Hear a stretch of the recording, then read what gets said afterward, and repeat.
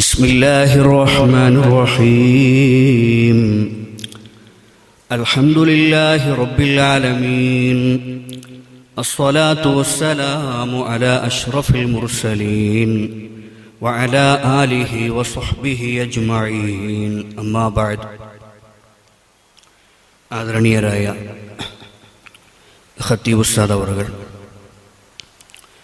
സ്നേഹം നിറഞ്ഞ ഉമ്മമാരെ, പെങ്ങന്മാരെ, നമ്മുടെ ഈ സദസ്സ് അല്ലാഹു ഖബൂൽ ചെയ്യുമാറാവട്ടെ. വിശുദ്ധമായ റമളാനിൽ വളരെ ചൂടുള്ള ഈ ദിവസത്തിൽ ഇവിടെ വന്നിരിക്കാനും ഇൽമിന്റെ സദസ്സിൽ അതിൻ്റെ ബർക്കത്തെടുക്കാനും ഭാഗ്യം ലഭിച്ചവരാണ് നമ്മൾ. അല്ലാഹു നമ്മിൽ നിന്ന് ഇത് ഇഖ്ലാസോടെ സ്വീകരിക്കുമാറാവട്ടെ. പ്രിയപ്പെട്ടവരെ, കുറേ ദിവസങ്ങളായി നിത്യമായി ക്ലാസ്സിൽ വന്നുകൊണ്ടിരിക്കുന്നവരാണ് നിങ്ങൾ. ഒരുപാട് പുതിയ പുതിയ അറിവുകൾ ഈ വിശുദ്ധ റമളാനിൻ്റെ ദിനങ്ങളിൽ നിങ്ങൾക്ക് ലഭിച്ചുകൊണ്ടിരിക്കുകയാണ്. ഒരുപാട് ഇൽമുകൾ പഠിക്കാനും അത് ജീവിതത്തിൽ പകർത്താനും അള്ളാഹു നമുക്കെല്ലാം തൗഫീഖ് നൽകുമാറാവട്ടെ. ആമീൻ യാ റബ്ബൽ ആലമീൻ. നമ്മൾ അറിഞ്ഞിരിക്കേണ്ട പ്രധാനപ്പെട്ട ചില കാര്യങ്ങളാണ് ഇന്ന് പറയാൻ ഉദ്ദേശിക്കുന്നത്. ഒരുപാട് ക്ലാസ്സുകളിൽ പല വിധത്തിലുള്ള വിഷയങ്ങളെക്കുറിച്ച് നിങ്ങൾ ഓൾറെഡി കേട്ടിരിക്കും. എങ്കിലും ഇൻഷാ അല്ലാഹ് മടുപ്പില്ലാത്ത രൂപത്തിൽ അവതരിപ്പിക്കാൻ ശ്രമിക്കാം. അള്ളാഹു എല്ലാം എളുപ്പമാക്കി തരട്ടെ. അതിനിടയ്ക്കൊരു ചോദ്യം വന്നിട്ടുണ്ട്. ഹൈല് രക്തം നിന്നിട്ട് 7 മാസമായി, ഇപ്പോൾ രക്തക്കറ കാണുന്നുണ്ട്, അത് ഹൈല് രക്തമാണോ എന്നതാണ് സംശയം. അതിൽ എഴുതിയ ആളുടെ വയസ്സ് പരാമർശിച്ചിട്ടില്ല. സാധാരണ 55, 50, 60 പ്രായങ്ങളിലൊക്കെ ഹൈല് മുറിയാറുണ്ട്. ആ ഹൈല് മുറിഞ്ഞതിന് ശേഷമുള്ള പ്രായമാണെങ്കിൽ ഒരു പക്ഷെ നമുക്ക് അത് ഹൈലല്ല എന്നതിലേക്ക് എത്താൻ പറ്റുമെങ്കിലും ഈ ചോദ്യത്തിൽ നിന്ന് മനസ്സിലാകുന്നത് സാധാരണ ഹൈലിന്റെ പ്രായത്തിലുള്ള ഒരാളാണ് എന്നാണ്. അപ്പം അത് 7 മാസമായാലും അതിൽ കൂടുതലായാലും വൃത്തി, ഹൈലിന്റെ ഇടയിലുണ്ടാകുന്ന വൃത്തിയുടെ സമയം എത്ര വേണമെങ്കിലും നീളാം. അതുകൊണ്ട് തന്നെ നേരത്തെ ഉണ്ടായിരുന്ന ഹൈലിന്റെ രൂപത്തിൽ തന്നെ നിങ്ങൾക്ക് പതിവായി വന്നിരുന്ന ഹൈലിന്റെ അതേ പതിവനുസരിച്ചാണ് ഇപ്പോഴും ഹൈല് രക്തം പുറപ്പെടുന്നതെങ്കിൽ അതിനെ ഹൈലായിട്ട് തന്നെ പരിഗണിക്കുകയും ഹൈലിന്റെ സമയങ്ങളിൽ പറ്റാത്തതുപോലെ നിസ്കരിക്കാതിരിക്കുകയും നോമ്പ് നോൽക്കാതിരിക്കുകയും വേണം. നോമ്പ് പിന്നീട് ഖളാവ് വീട്ടുകയും വേണം. അതാണ് ഇതിൽ നിന്ന്, ഈ ചോദ്യത്തിൽ നിന്ന് ലാഹിറായിട്ട് മനസ്സിലാകുന്ന ഒരു ഉത്തരം. ഇൻഷാ അല്ലാഹ് ചോദിച്ച ആളത് ഉൾക്കൊള്ളുമെന്ന് മനസ്സിലാക്കുന്നു. പ്രിയപ്പെട്ട ഉമ്മമാരെ, പെങ്ങന്മാരെ, നിങ്ങളെല്ലാം നിങ്ങളുടെ വീടിൻ്റെ രാജ്ഞിയാണ്. നമ്മുടെ വീടിൻ്റെ രാജ്ഞിമാരാണ് നമ്മുടെ ഉമ്മമാർ. ആ വീട്ടിൽ നിന്നാണ് ഒരു സമൂഹമുണ്ടാകുന്നത്, നമ്മുടെ രാജ്യം ഉണ്ടാകുന്നത്. ഈ ലോകത്ത് മനുഷ്യന്റെ നിലനിൽപ്പ് തന്നെ ആരംഭിക്കുന്നത് വീടകത്ത് നിന്നാണ്. അല്ലാഹു സുബ്ഹാനഹു വ തആല അവന്റെ വിശുദ്ധ ഖുർആനിൽ പറയുന്നുണ്ട്, വല്ലാഹു ജഅല ലക്കും മിൻ ബുയൂതിക്കും സകന. നിങ്ങൾക്ക് വിശ്രമ കേന്ദ്രമായിട്ട് നിങ്ങളുടെ വീടിനെ അല്ലാഹു മാറ്റിയിട്ടുണ്ട്. വജഅല ലക്കും മിൻ ജുലൂദിൽ അൻആമി ബുയൂതൻ തസ്തഖിഫൂനഹാ യൗമ ലഅനിക്കും വയൗമ ഇഖാമതിക്കും വമിൻ അസ്വാഫിഹാ വഔബാരിഹാ വഅശ്ആരിഹാ അസാസൻ വമതഅൻ ഇലാ ഹീൻ. വിശുദ്ധമായ ഖുർആനിൽ അങ്ങനെ വീടിന്റെ മഹത്വത്തെക്കുറിച്ച് ഒരുപാട് പറയുന്നുണ്ട്. നമ്മുടെ ശരീരവും മനസ്സും ക്ഷീണിക്കുമ്പോൾ നമ്മൾ അഭയം പ്രാപിക്കുന്ന ഇടമാണ് നമ്മുടെ വീട്, ഇല്ലേ? നമുക്ക് പണി കഴിഞ്ഞ്, ജോലി കഴിഞ്ഞ് വീട്ടിലേക്ക് ഒരു പുരുഷനെ സംബന്ധിച്ചിടത്തോളം ജോലി കഴിഞ്ഞാൽ വീട്ടിലേക്ക് പോകാൻ തിടുക്കമാണ്. കാരണം അവന്റെ മനസ്സ് പറയുന്നു വീട്ടിലെത്തിയാൽ ഒന്ന് വിശ്രമിക്കാം. വീട്ടിലെത്തിയാൽ മാനസികമായ പിരിമുറുക്കങ്ങളൊക്കെ ഒഴിവാക്കാം. വീട്ടിലെത്തിയാൽ ചിരിച്ചുകൊണ്ട് അഭിമുഖീകരിക്കുന്ന ഭാര്യയെ കണ്ട് എൻ്റെ വിഷമങ്ങൾ ഒഴിവാക്കാം. വീട്ടിലെത്തിയാൽ എൻ്റെ കുഞ്ഞു കുസുമങ്ങളെ കണ്ട് അവരോടൊപ്പം കളിച്ച് ചിരിച്ച് എൻ്റെ ടെൻഷൻ ഒഴിവാക്കാം. ഇങ്ങനെ പുറത്തു പണിയെടുക്കുന്ന ഒരു പുരുഷൻ വീട്ടിലേക്ക് മനസ്സമാധാനം ആഗ്രഹിച്ചുകൊണ്ടാണ് വരുന്നത്. ഒരു ഭാര്യയെ, ഒരു പെണ്ണിനെ സംബന്ധിച്ചിടത്തോളം അവളുടെ വീട് എന്ന് പറയുന്നത് അവൾക്ക് എല്ലാത്തിനും ഉള്ള ഒരു ഏരിയയാണ്. അവൾക്ക് നിർഭയയായി അന്തി ഉറങ്ങാൻ,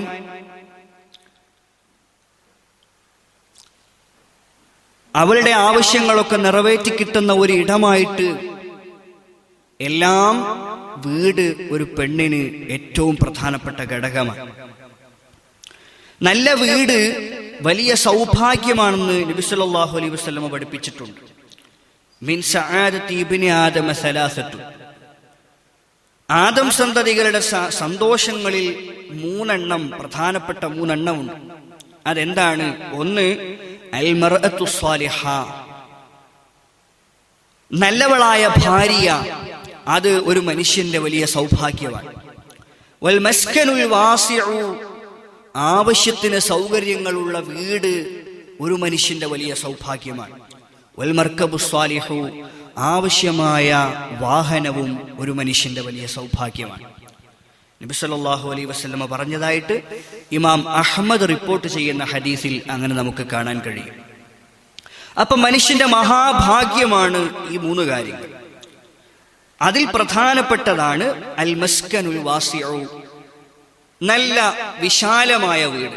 വിശാലമായ വീട് എന്ന് പറഞ്ഞാൽ ഗൾഫില് അറബിന്റെ പുരയിൽ പണിയെടുക്കുന്ന ഒരാള് ആ പുര കണ്ടിട്ട് സന്തോഷമായിട്ട് അതേപോലത്തെ ഒരു പുര നാട്ടിലുണ്ടാക്കണം എന്ന് ആഗ്രഹിച്ചാൽ നടക്കൂല.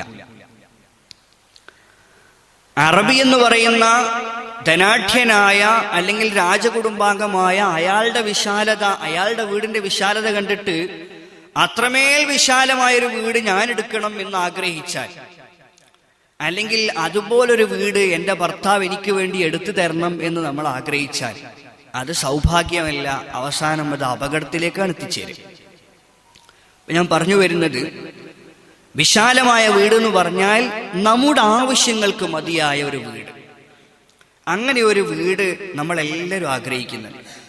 എന്ന് മാത്രമല്ല, നമുക്കൊക്കെ പലരെയും കാണാം, പിന്നെ റോഡിന്റെ സൈഡിലൊക്കെ അന്തി ഉറങ്ങുന്ന ആളുകൾ, അല്ലെങ്കിൽ മഴയത്ത് ചോരുന്ന കൂരക്ക് താഴെ അന്തി ഉറങ്ങുന്ന ആണുങ്ങളും പെണ്ണുങ്ങളും ചെറിയ മക്കളും, അവരുടെയൊക്കെ കഷ്ടപ്പാടുകൾ നമ്മൾ കണ്ടിട്ടുണ്ട്. അതുകൊണ്ട് തന്നെ നല്ലൊരു വീടുണ്ടാവുക എന്ന് പറഞ്ഞാൽ അതൊരു വലിയ അനുഗ്രഹമാണ്. കള്ളന്മാരിൽ നിന്ന് നമുക്ക് രക്ഷ വേണം. കള്ളന്മാരിൽ നിന്ന് രക്ഷ വേണമെങ്കിൽ വെറും മതിൽ കെട്ടിയാൽ മാത്രം പോരാട്ടോ. എന്ത് വലിയ താക്കോലുണ്ടാക്കിയിട്ടും കാര്യമില്ല. വലിയ പൂട്ടും വലിയ മതിലും അതിനേക്കാളും വലിയ വാതിലുണ്ടാക്കിയിട്ടൊന്നും കള്ളന്മാരിൽ നിന്ന് രക്ഷപ്പെടാനൊന്നും വലിയ കാര്യമൊന്നുമില്ല ഇക്കാലത്ത് പ്രത്യേകിച്ചു. അതിന് ചില പൊടിക്കൈകൾ, ചില ആത്മീയമായ വശങ്ങൾ നമ്മൾ കൈക്കൊള്ളണം. നമുക്കറിയാലോ, പണ്ടൊക്കെ നമ്മൾ കേട്ട ഒരു ചരിത്രമാണ്. ഒരു കള്ളൻ ഒരു വീട്ടിന്റെ മുറ്റത്തൂടെ നടന്നു പോകുമ്പം കുറെ ആട്ടിൻപറ്റങ്ങളൊക്കെയാണ് വീട്ടിന്റെ മുറ്റത്ത് കെട്ടിയിരിക്കുന്നുണ്ട്, കുറെ ആടുകളെ. അപ്പൊ കള്ളൻ തീരുമാനിച്ചു, ഇൻഷാ അല്ലാഹ് ഇനി നാളെ രാത്രി ഏതായാലും മോഷണത്തിന് കുറെ ദൂരം ഒന്നും പോകണ്ട, എടത്തന്നെ പോവാ. ഇതാ ഒരു മതിലും ഇല്ല, കെട്ടുമില്ല, ആല്ല ഫ്രീ ആയിട്ട് കെട്ടിയിട്ടുണ്ട്, അയച്ചു കൊണ്ടുപോകാനുള്ള പടി മാത്രമേ ഉള്ളൂ. അങ്ങനെ അന്ന് രാത്രി അയാൾ അവിടെ വന്നു നോക്കിയപ്പോഴേക്ക് ഇയാൾക്ക് ഭയങ്കര അത്ഭുതം. എന്താ സംഗതി? പെട്ടെന്നതാ ഒരു ചുറ്റുമതിൽ കാണുന്നു. രാവിലെ വരുമ്പം കണ്ടിട്ടില്ലല്ലോ, എന്താണ് ഈ ചുറ്റുമതിൽ ഇങ്ങനെ? ഏതായാലും അയാൾക്ക് ആടിനെ പിടിക്കാൻ പറ്റിയില്ല, അയാൾ തിരിച്ചുപോയി. പിറ്റേ ദിവസം വന്നു നോക്കി, അപ്പൊ അവിടെ മതിലില്ല. അന്ന് രാത്രിയും അയാൾ കരുതി എനിക്ക് തോന്നിയതാവാം. പിറ്റേ ദിവസം രാത്രിയും അയാള് അവിടെ ആടിനെ പിടിക്കാൻ വേണ്ടി വന്നു. പക്ഷേ വീണ്ടും ചുറ്റുമതിൽ കാണുന്നു, ആടിനെ പിടിക്കാൻ അയാൾക്ക് കഴിയുന്നില്ല. 3 ദിവസം ഇത് ആവർത്തിച്ചു. 3 ദിവസം ആവർത്തിച്ചു. മഹാന്മാര് കിതാബുകളിൽ രേഖപ്പെടുത്തിയതാണ്. ഇത് വളരെ പൊള്ളു പറയുന്ന സംഗതിയല്ല. മഹാന്മാര് കിതാബുകളിൽ മുജറബായ അനുഭവങ്ങളിൽ നിന്ന് രേഖപ്പെടുത്തിയ ഒരു കഥയാണ്.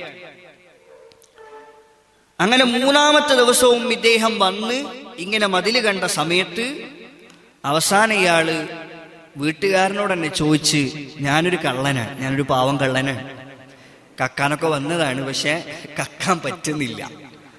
എന്താണ് നിങ്ങൾ ഈ രാത്രിയിൽ എന്താണ് ഇതിന് ചെയ്തു വെക്കുന്നത്? ഇവിടെ ഒരു മതിലാണല്ലോ എനിക്ക് കാണാൻ കഴിയുന്നത് എന്ന് അയാള് ചോദിച്ചപ്പോ വീട്ടുകാരൻ പറഞ്ഞു, ഞാൻ എൻ്റെ ആടുകൾക്ക് കാവലിന് വേണ്ടി എല്ലാ ദിവസവും ആയത്തുൽ കുർസി ഓതിയിട്ട് ചുറ്റും നടക്കാറുണ്ട്. നമുക്കൊക്കെ പരാതിയാ, കുട്ടികൾ രാത്രി എണീറ്റിട്ട് എന്തൊക്കെയോ വിളിച്ചു പറയുന്നു. രാത്രി പെട്ടെന്ന് എണീറ്റിട്ട് ഭയങ്കര കരച്ചിലാണ് ഉസ്താദെ. നമുക്കൊരുപാട് പരാതികളാണ്. പക്ഷേ രാത്രി കിടക്കുന്ന സമയത്ത്, കുഞ്ഞിനെ ഉറക്കുന്ന സമയത്ത്, ചെറിയ കുഞ്ഞാണെങ്കിൽ കുഞ്ഞിനെ ഉറക്കുന്ന സമയത്ത് ഒരായത്തുൽ കുർസി ഓതിയിട്ട് ഊതാൻ നമുക്ക് നേരമില്ല. ഉറങ്ങടയിക്കണം. പകലിങ്ങനെ ഉറങ്ങാണ്ട്, ഇപ്പം പകൽ കുറെ സമയം ഉറങ്ങിയിട്ട് എന്നെ ഇപ്പൊ ബുദ്ധിമുട്ടിക്കുന്നില്ലേ എന്നൊക്കെ പറയുന്നതിന് പകരം ആയത്തുൽ കുർസി ഓതുക. ലാ തഖുദുഹു സിനതും വലാ നൗം. അല്ലാഹുവിനെ കുറിച്ച് പറയുന്ന വിശേഷണമാണ് ലാ തഖുദുഹു സിനതും വലാ നൗം. അല്ലാഹു ഉറക്കില്ലാത്ത പടച്ചോനെ കുറിച്ച് നമ്മൾ ഓതിയിട്ട് നമ്മുടെ മക്കളുടെ ശരീരത്തിലേക്ക് ഊതിയാൽ അള്ളാഹു ഉറങ്ങാതെ ഇരിക്കുന്ന പടച്ചറബ് നമ്മുടെ മക്കൾക്ക് മലായിക്കത്തിന്റെ കാവൽ കൊടുത്തിട്ട് നല്ല ഉറക്ക് കൊടുക്കും. ആ ഈമാൻ നമുക്ക് വേണം. ആയത്തുൽ കുർസി ഓതിയിട്ട് ഉറക്കിയാൽ കുഞ്ഞ് നന്നായിട്ട് ഉറങ്ങും എന്ന ഈമാൻ നമുക്ക് വേണം. അപ്പോഴാണ് കുഞ്ഞിന് ഉറക്ക് കിട്ടുക. ഒരു ഫാത്തിഹ ഓതണം, ഒരു ഖുൽ ഹുവല്ലാഹു അഹദ് ഓതണം, ഒരു ഖുൽ അഊദു ബിറബ്ബിൽ ഫലഖ് ഓതണം, ഖുൽ അഊദു ബിറബ്ബിൻ നാസ് ഓതണം. എന്നിട്ട് ശരീരം മുഴുവൻ തടവിയിട്ടേ ഉറങ്ങാവൂ എന്നല്ലേ നമ്മൾ പഠിച്ചത്, അല്ലേ മക്കളെ? അങ്ങനെ ചെയ്യില്ലേ? ഉറങ്ങുമ്പോ ഉണ്ടോ ഫോൺ നോക്കിയിട്ട് അറിയാണ്ട് ഉറങ്ങിപ്പോന്ന് എല്ലായിടക്കന്നെ? അതാണ് പ്രശ്നം. അങ്ങനെ ആവാൻ പാടില്ല. ഫോണൊക്കെ കുറച്ച് നേരത്തെ വെക്കണം. ഉമ്മാട് പറയണം എനിക്ക് മതി ഫോൺ എന്ന് പറഞ്ഞിട്ട് ഫോണ് വേറെ വെച്ച് ഇരുന്നിട്ട് ഓതണ്ടേ ഫാത്തിഹ? ഇല്ലേ? കാല് നീട്ടി കിടക്കയിലിരുന്ന് പായയിലിരുന്നിട്ട് ഓതണം. എന്നിട്ടോ തലയിൽ ഇങ്ങനെ തുടങ്ങി തടവി കാലിലൂടെ തടവണ്ടേ? അങ്ങനെയാണെങ്കിൽ ഒരു ശൈത്താനും വരൂല, ഒരു പാമ്പും വരൂല, ഒരു ഇഴജന്തുക്കളും വരൂല, ഒരു ഉറുമ്പും കടിക്കാൻ വരൂല. ഓതിക്കിടക്കണം. മക്കളിനി മുതൽ ഓതിക്കിടക്കൂലേ? അപ്പൊ പ്രിയപ്പെട്ട ഉമ്മമാരെ, നമ്മുടെ ചെറിയ മക്കളെ ഉറക്കാൻ കിടത്തുമ്പോ നമ്മൾ നിർബന്ധമായിട്ടും അത് ഓതിക്കൊടുക്കണം. UKG-യിലൊക്കെ ഇപ്പൊ LKG UKG-യിലൊക്കെ ഇപ്പൊ ഖുർആൻ കുട്ടികൾക്ക് പഠിപ്പിച്ചു കൊടുക്കാറുണ്ട്. 1-ാം ക്ലാസ് എത്തണമെന്നില്ല. നമ്മുടെ മദ്രസയിലും സ്കൂളിലും പോകുന്ന കുട്ടികളെ കൂടെ ഉറക്കാൻ കിടക്കുമ്പോഴും കുട്ടികളെ കൊണ്ട് ഓതിപ്പിക്കുക. ചിലപ്പോ കുട്ടികൾ പഠിച്ചത് ഖുൽ ഹുവല്ലാഹു അഹദ് കഴിഞ്ഞിട്ട് പിന്നെ സ്കൂളിൽ നിന്ന് പഠിപ്പിച്ചിട്ടുണ്ടാവാം, മദ്രസയിൽ നിന്ന് പഠിപ്പിച്ചിട്ടുണ്ടാവാം ഇന്നാഴത്തേനേക്കാൾ കൗസറായിരിക്കും. എളുപ്പത്തിന് വേണ്ടി, കുട്ടികൾ പഠിക്കാൻ എളുപ്പത്തിന് വേണ്ടി. അപ്പം വീണ്ടും അവിടെ കുലതുറബിൽ ഫല കോതുറ എന്ന് പറയുന്നതിന് പകരം ആ ഇന്നാഴത്തേനാക്കൽ കൗസർ എന്നെ കുഞ്ഞിനെ കൊണ്ട് ഓതിപ്പിക്കുക. 2 ഗുണമുണ്ട്. ഒന്ന്, കുഞ്ഞ് ഓതാൻ പഠിക്കും. മറ്റൊന്ന്, കുഞ്ഞിന് കാവലും ഉണ്ടാവും. അപ്പൊ നമ്മൾ അങ്ങനെ നമ്മുടെ ഉറക്കിനെ, നമ്മുടെ കുട്ടികളുടെ നല്ല ഉറക്കിന് എന്ത് ചെയ്യണം? നമ്മളായിട്ട് തന്നെ കാരണങ്ങൾ ഉണ്ടാക്കിയെടുക്കണം. എല്ലാ ദിവസവും ആയത്തുൽ കുർസി ഓതിയിട്ടല്ലാതെ ഉറങ്ങരുത് എന്ന് നമ്മുടെ മക്കൾക്ക് വലിയ ബോധ്യം നമ്മൾ ഉണ്ടാക്കി കൊടുക്കണം. അനുഭവം കൊണ്ട് പറയാൻ, നമ്മുടെ മക്കൾക്ക് നമ്മൾ അങ്ങനെ ശീലം ഉണ്ടാക്കിയാൽ ഇടക്ക് നമ്മൾ എന്തേലും ക്ഷീണം കൊണ്ട് അത് മറന്നുപോയാലോ ഒഴിവാക്കിയാലോ മോന് പറയും ബാപ്പ ഓതണ്ടേന്ന് വയ്ക്കും. ബാപ്പ ഓതണ്ടേ, ഉമ്മ ഓതണ്ടേ. ബിസ്മിക അല്ലാഹുമ്മ അഹ്യാ വ അമൂത്ത്, ബിസ്മിക റബ്ബി വളഅതു ജംബി. അത് ഫുൾ ഓതണമെന്നില്ല. ചെറിയ കുഞ്ഞിന് എന്ത് പറഞ്ഞാൽ മതി? ബിസ്മിക അല്ലാഹുമ്മ അഹ്യാ വ അമൂത്ത് ഇത് പറഞ്ഞിട്ട് കുഞ്ഞിനെ ഉറക്കണം. അങ്ങനെ ഉറക്കുമ്പോൾ നമ്മുടെ വീട്ടിൽ മലായിക്കത്ത് വന്നിരിക്കും. അപ്പൊ പ്രിയപ്പെട്ടവരെ, നമ്മുടെ വീട് നല്ല വീടാവണം, വൃത്തിയുള്ള വീടാവണം. വൃത്തി എന്ന് പറഞ്ഞാൽ എന്താ?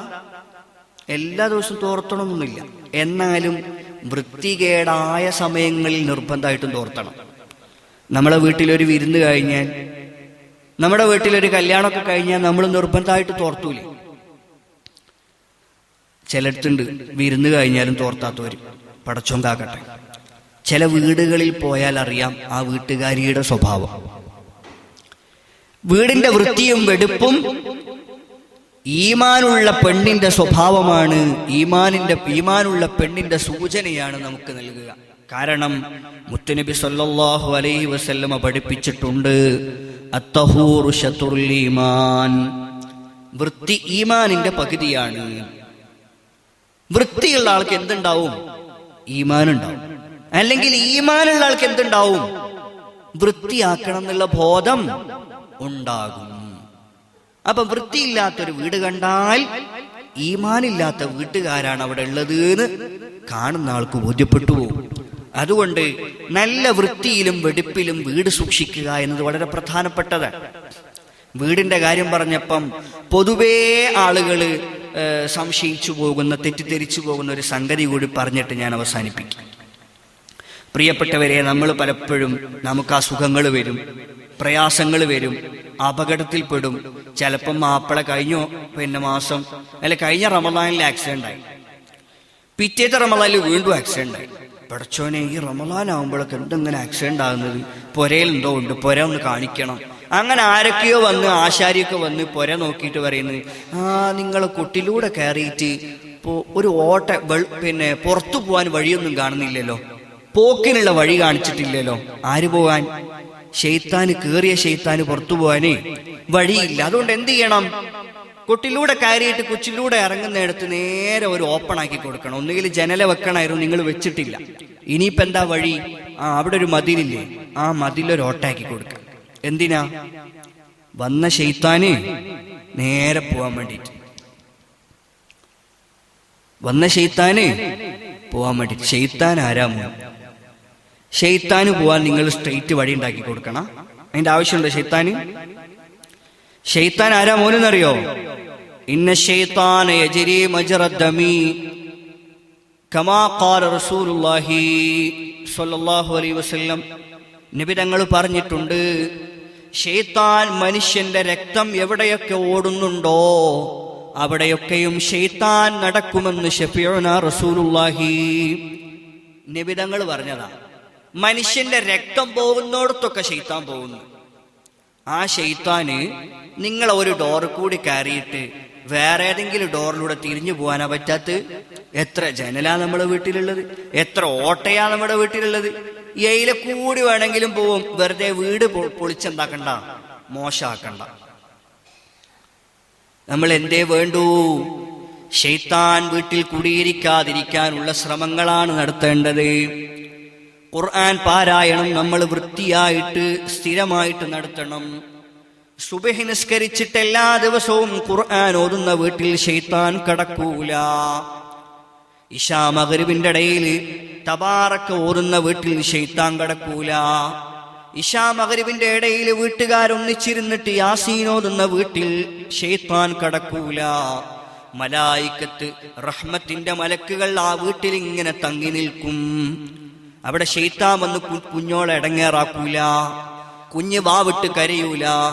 ചെറിയ കുഞ്ഞുള്ള വീട്ടിൽ, പാല് കുടിക്കുന്ന കുഞ്ഞുള്ള വീട്ടിൽ സ്ഥിരമായിട്ട് നിങ്ങൾ ഖുർആൻ ഓതുന്നുണ്ടെങ്കിൽ, സ്വലാത്ത് ചൊല്ലുന്നുണ്ടെങ്കിൽ, ഹദ്ദാദ് ചൊല്ലുന്നുണ്ടെങ്കിൽ അവിടെ ശൈത്താൻ കടക്കൂല, കുഞ്ഞിന് ബുദ്ധിമുട്ടുണ്ടാകൂല.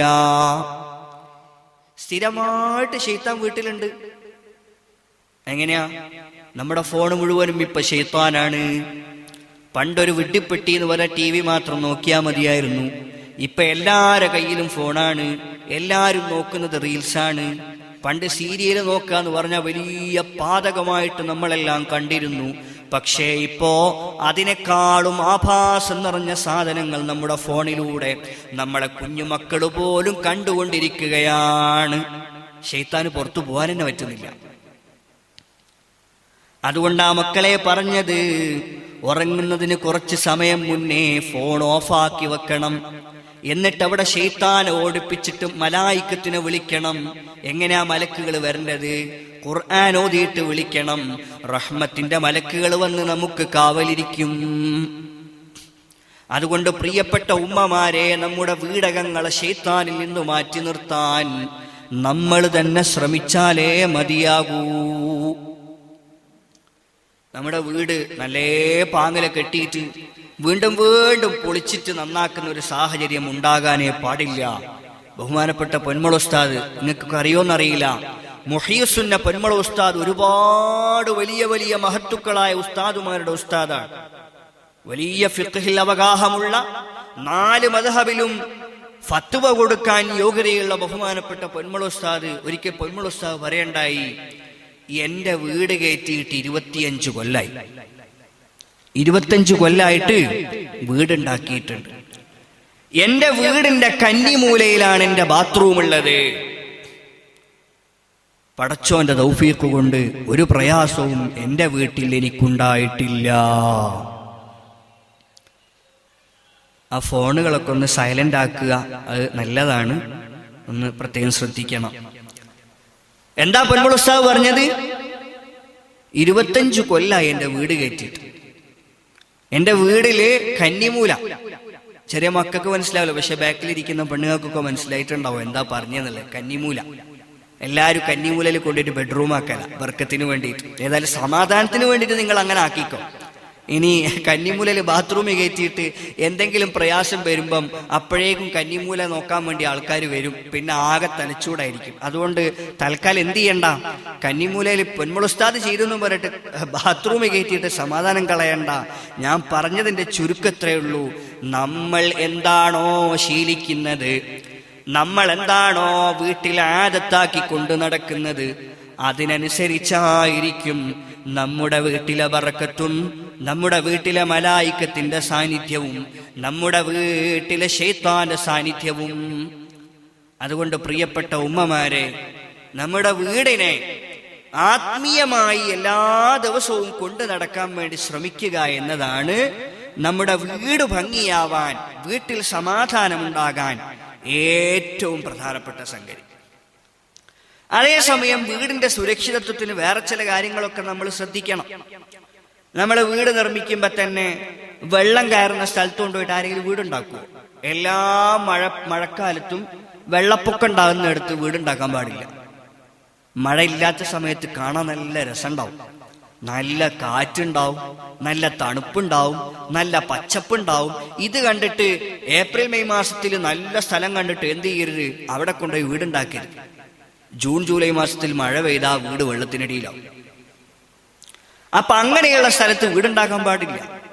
ഉരുൾപൊട്ടുന്ന സ്ഥലത്ത് വീടുണ്ടാക്കാൻ പാടില്ല. മലയിടിക്കാൻ പാടില്ല എന്നല്ലേ അല്ലേ? അള്ളാഹ് എന്താ പറഞ്ഞ മലനെ കുറിച്ച്? മോനെ, മലയെ കുറിച്ച് അള്ളാഹു എന്താ പറഞ്ഞ ഖുർആനിൽ? അമ്മയത്തെ സാലൂൻ അറിയില്ലേ? കാണാതെ പഠിച്ചിട്ടില്ലേ? വൽജിബാല ഉതാദ, കേട്ടിനോ? വൽജിബാല ഉതാദ. അള്ളാഹു പറയാണ്, മലകളെ നമ്മൾ ആണിയാക്കിയിരിക്കുന്നു. മലകളെ എന്താ അള്ളാക്കിയത്? ആണീന്ന്. ആണി എന്തിനാ മോനെ? ആണി എന്തിനാ നമ്മൾ ഉപയോഗിക്കുന്നേ? ഒരു സാധനം ഉറപ്പിച്ചു നിർത്താൻ അല്ലേ? ഭൂമിയെ ഉറപ്പിച്ചു നിർത്താൻ വേണ്ടി പടച്ച റബ്ബ് സംവിധാനിച്ചതാണ് മല. ആണി എടുത്ത എന്താവും? പല അളവ് അല്ലേ? പല അളവൂലേ? അതന്നെ. ഭൂമി എന്ന് പറയുന്ന പലയെ തിറപ്പിച്ചു നിർത്തിയിരിക്കുന്ന ആണികളാണ് മലകൾ. ആ മല ആവശ്യമില്ലാണ്ട് പോയി കുന്നിടിച്ച്, JCB ഉണ്ടല്ലോ, വലിയ JCB ഉണ്ട്, ബുൾഡോസർ ഉണ്ടെന്നൊക്കെ പറഞ്ഞിട്ട് പോയിട്ട് ഇടിച്ചിട്ട് അതിന്റെ അരികത്ത് വീടുണ്ടാക്കാൻ പാടില്ല. കാരണം എപ്പ വേണമെങ്കിലും ആ ഇടിവ് സംഭവിച്ച ആണിയിൽ നിന്ന് ബാക്കിയുള്ള ഫലകങ്ങൾ ഇളകിത്തെറിച്ചേക്കാം, ആ വീട് മണ്ണിന്റെ അടിയിലായേക്കാം. അതുകൊണ്ട് അത്തരം സ്ഥലങ്ങളിൽ വീടുണ്ടാക്കാൻ പാടില്ല. അതേപോലെ വഴിയില്ലാത്ത സ്ഥലത്ത് വീടുണ്ടാക്കുക. ഇതിപ്പോ എല്ലാവരും നോക്കുന്നുണ്ട്. കാരണം പണ്ടൊക്കെ ഇപ്പൊ എല്ലാവർക്കും നടന്നു പോയാൽ മതി. ഇപ്പൊ എല്ലാവർക്കും വണ്ടിയുണ്ട്, അതുകൊണ്ട് വഴിയില്ലാത്തടത്ത് ആരും വീടുണ്ടാക്കൂല. വെള്ളമില്ലാത്തടത്തും വീടുണ്ടാക്കാൻ പാടില്ല. ആദ്യം നോക്കേണ്ട എന്താ, വെള്ളമുണ്ടോ എന്നുള്ളതാണ്. എനിക്കറിയുന്ന ഒരു കുടുംബം, അവര് കുറേ കാലം അവരുടെ വീട് വിൽക്കാൻ വേണ്ടി ശ്രമിച്ച് അവസാനം എങ്ങനെയൊക്കെയോ വീട് കച്ചവടമായി. ആ സമയത്ത് തന്നെ അവര് തൊട്ടപ്പുറത്തൊരു ഒരു സ്ഥലം എടുക്കുകയും ചെയ്തു വീട് കെട്ടാൻ വേണ്ടി. പടച്ചോന്റെ ഖളായിൽ ആ ഭൂമിയിൽ വെള്ളമില്ല.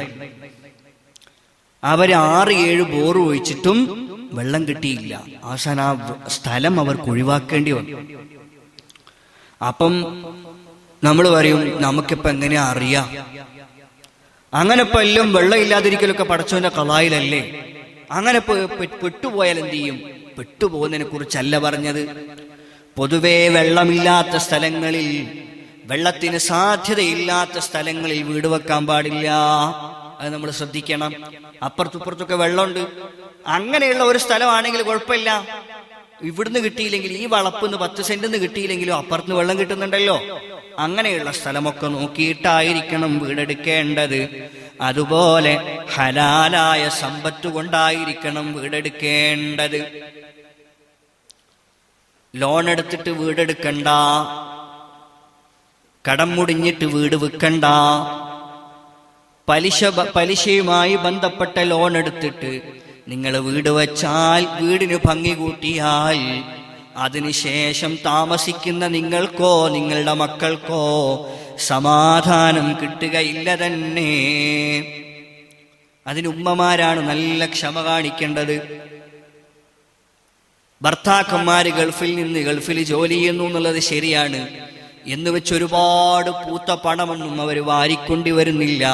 അവർക്കവിടെ പണം കായ്ക്കുന്ന മരമില്ല. അവരെ അഡ്ജസ്റ്റ് ചെയ്തിട്ട് അവർ കുബൂസ് കഴിച്ചിട്ടാണ് നിങ്ങൾക്ക് 10,000 മാസം നാട്ടിലേക്ക് അയക്കുന്നത്. അവര് 2 നേരം ഭക്ഷണം കഴിച്ചിട്ടാണ് 3 നേരം ഭക്ഷണം കഴിക്കാൻ വേണ്ടി നിങ്ങളുടെ വീട്ടിലേക്ക് പണം അയക്കുന്നത്. ഉമ്മമാരെ, നിങ്ങളുടെ മക്കൾ ആപ്പിള് കഴിക്കാൻ വേണ്ടി പൈസ അയക്കുന്ന, കുഞ്ഞുങ്ങൾക്ക് ആപ്പിള് വാങ്ങിച്ചു കൊടുത്തിട്ടുണ്ടോ എന്ന് പറയുന്ന ഭർത്താവ് 1 വർഷമായിട്ടൊരാപ്പിളിന്റെ കഷ്ണം പോലും കഴിച്ചിട്ടുണ്ടാകില്ല. വാങ്ങിക്കഴിച്ചിട്ടുണ്ടാവില്ല പൈസ കൊടുത്തിട്ട്. മക്കൾക്ക് വീട്ടിലേക്ക് വരുമ്പോ ഐസ്ക്രീം വാങ്ങിച്ചു കൊണ്ടുവരുന്ന ഉപ്പ ഒരിക്കൽ പോലും സ്വന്തമായിരിക്കുന്ന സമയത്ത് ഒരു ഐസ്ക്രീം പോലും വാങ്ങിക്കഴിച്ചിട്ടുണ്ടാകൂല. ഉമ്മാന്റെ അവസ്ഥ അങ്ങനെ തന്നെയാണ്. സ്വന്തം പ്ലേറ്റിലിരിക്കുന്ന ഒരു കഷ്ണത്തിന്റെ, കോഴിയുടെ ഒരു കഷ്ണം, ആ കഷ്ണം മക്കളുടെ വായിലേക്ക് ഇട്ടു കൊടുക്കാനല്ലാതെ സ്വന്തം വായിലേക്കിടാൻ ആ ഉമ്മ താല്പര്യപ്പെടാറില്ല.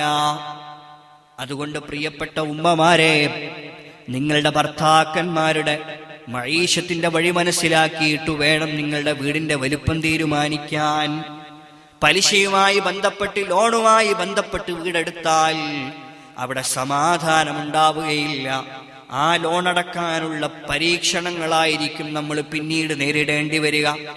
സ്വന്തമായൊരു വീട്ടിൽ കയറിയിട്ട് 15ഉം 20ഉം വർഷമായിട്ടും ലോൺ അടച്ച് തീരാത്തതിന്റെ പേരിൽ എപ്പോഴും ടെൻഷനാണ്.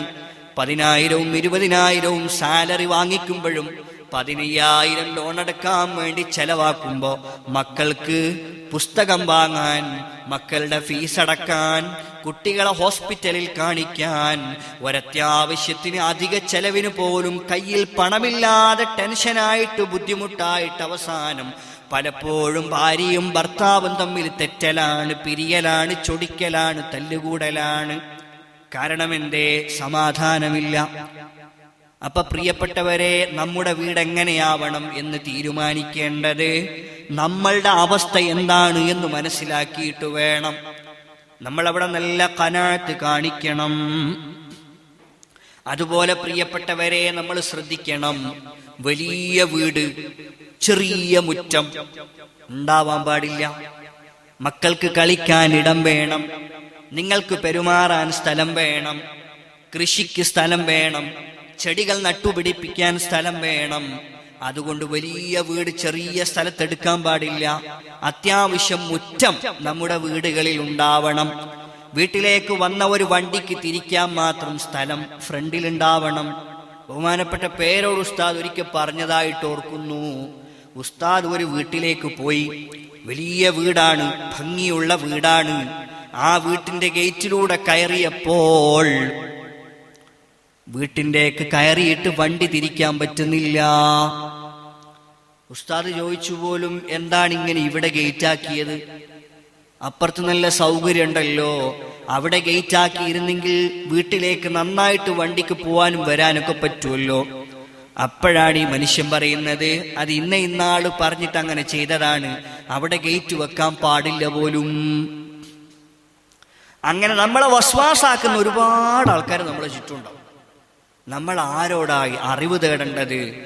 ഫസ്അലൂ അഹ്ലദ്ദിക്രി ഇൻ കുൻതും ലാ തഅലമൂൻ. നിങ്ങൾക്ക് അറിയുന്നില്ലെങ്കിൽ വന്നോരോടും പോയോരോടും ചോദിക്കാതെ ഫസ്അലൂ അഹ്ലദ്ദിക്രി, ഇൽമുള്ള ആളുകളോട് നിങ്ങൾ ചോദിക്കണം. അറിവുള്ള ആലിമെന്ന് ലോകം അംഗീകരിച്ച ആളുകളോട് ചോദിക്കണം. കാലങ്ങളായിട്ട് ദീനു പറഞ്ഞു കൊടുക്കുന്ന ഒരുപാട് മുതഅല്ലിമീങ്ങൾക്ക് ഇൽമു പറഞ്ഞു കൊടുക്കുന്ന ഒരുപാട് ആലിമീങ്ങളുടെ ഉസ്താദായ പേരോട് ഉസ്താദ് പറയാണ്, ഞാൻ എന്നിട്ട് അവരോടത് മാറ്റാൻ പറഞ്ഞു. ആ ഗേറ്റ് അപ്പുറത്തേക്ക് മാറ്റിയപ്പോ നല്ല സൗകര്യമുണ്ട്. അപ്പൊ ഒരു വീടിന്റെ സ്വഭാവമാണ് നല്ല മിറ്റമുണ്ടാവുക എന്നത്. അതുപോലെ കിച്ചന്റെ ഭാഗത്തും വേണം അത്യാവശ്യം മിറ്റം. അത്യാവശ്യം മുറ്റം എവിടെ ഉണ്ടാവണം? കുച്ചിപ്പുറത്തുണ്ടാവണം. എന്തിനാ? നമ്മളെ മക്കൾക്ക് കളിക്കാൻ. മക്കളെ പുറത്തേക്ക് കളിക്കാൻ വിടണം, അവര് മണ്ണിൽ കളിക്കണം. പക്ഷേ ഒരുപാട് ദൂരം ഒന്നും പോകാൻ ഈ കാലഘട്ടത്തിൽ അങ്ങനെ നമുക്ക് അയക്കാനും പറ്റില്ല. പണ്ടൊക്കെ അയക്കായിരുന്നു. പണ്ട് രാവിലെ വിട്ടാൽ വൈകുന്നേരം കിളികൾ പോയി കിളികൾ തിരിച്ചു വരുന്ന പോലെ മക്കള് പോയി വന്നിരുന്നു. പക്ഷെ ഇന്ന് കാലത്തോ വാട്സപ്പിൽ എന്താ കാണല് മോനെ? കുട്ടികളെ പിടിക്കുന്ന ആളുകൾ ഉണ്ട്. മിഞ്ഞാന്നൊരു ദിവസം ഒരു വാർത്ത കേട്ടില്ലേ? വെള്ളത്തുണിയും വെള്ളക്കുപ്പായവും തൊപ്പിയും താടിയൊക്കെ വെച്ച ഒരാള്. അതാരാ? പറയ്. വെള്ളത്തൊപ്പി, താടി, വെള്ളക്കുപ്പായം, വെള്ളത്തുണി, ആരാത്? ആരായിരിക്കും? ഉസ്താദ് അല്ലേ?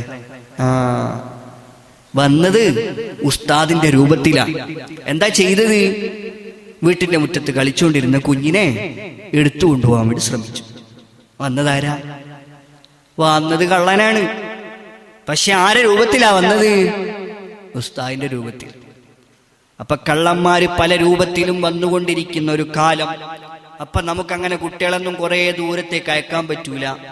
പക്ഷേ നമ്മൾ അധികവും പെരുമാറിക്കൊണ്ടിരിക്കുന്ന നമ്മുടെ വീട്ടുമുറ്റം. ഞാനൊരു കുഞ്ഞിന്റെ വീഡിയോ കണ്ടു. ഒരു വലിയ വീടിന്റെ സിറ്റ് ഔട്ടിന്റെ താഴെയുള്ള നട കഴിഞ്ഞ സ്ഥലമില്ലേ, അവിടെ കുഞ്ഞ് കളിക്കുന്നുണ്ട്. ആ കളിക്കുന്ന കുഞ്ഞിന്റെ അടുത്തേക്ക് ഒരു ഭിക്ഷക്കാരന്റെ രൂപത്തിലുള്ള ഒരാൾ വന്നിട്ട് കുഞ്ഞിനെ തട്ടിക്കൊണ്ടുപോയി. CCTV ഉണ്ട് ആ വീട്ടിൽ. കുറച്ചു കഴിഞ്ഞിട്ട് ഈ കുഞ്ഞിന്റെ അമ്മ പുറത്തു വരുന്നു.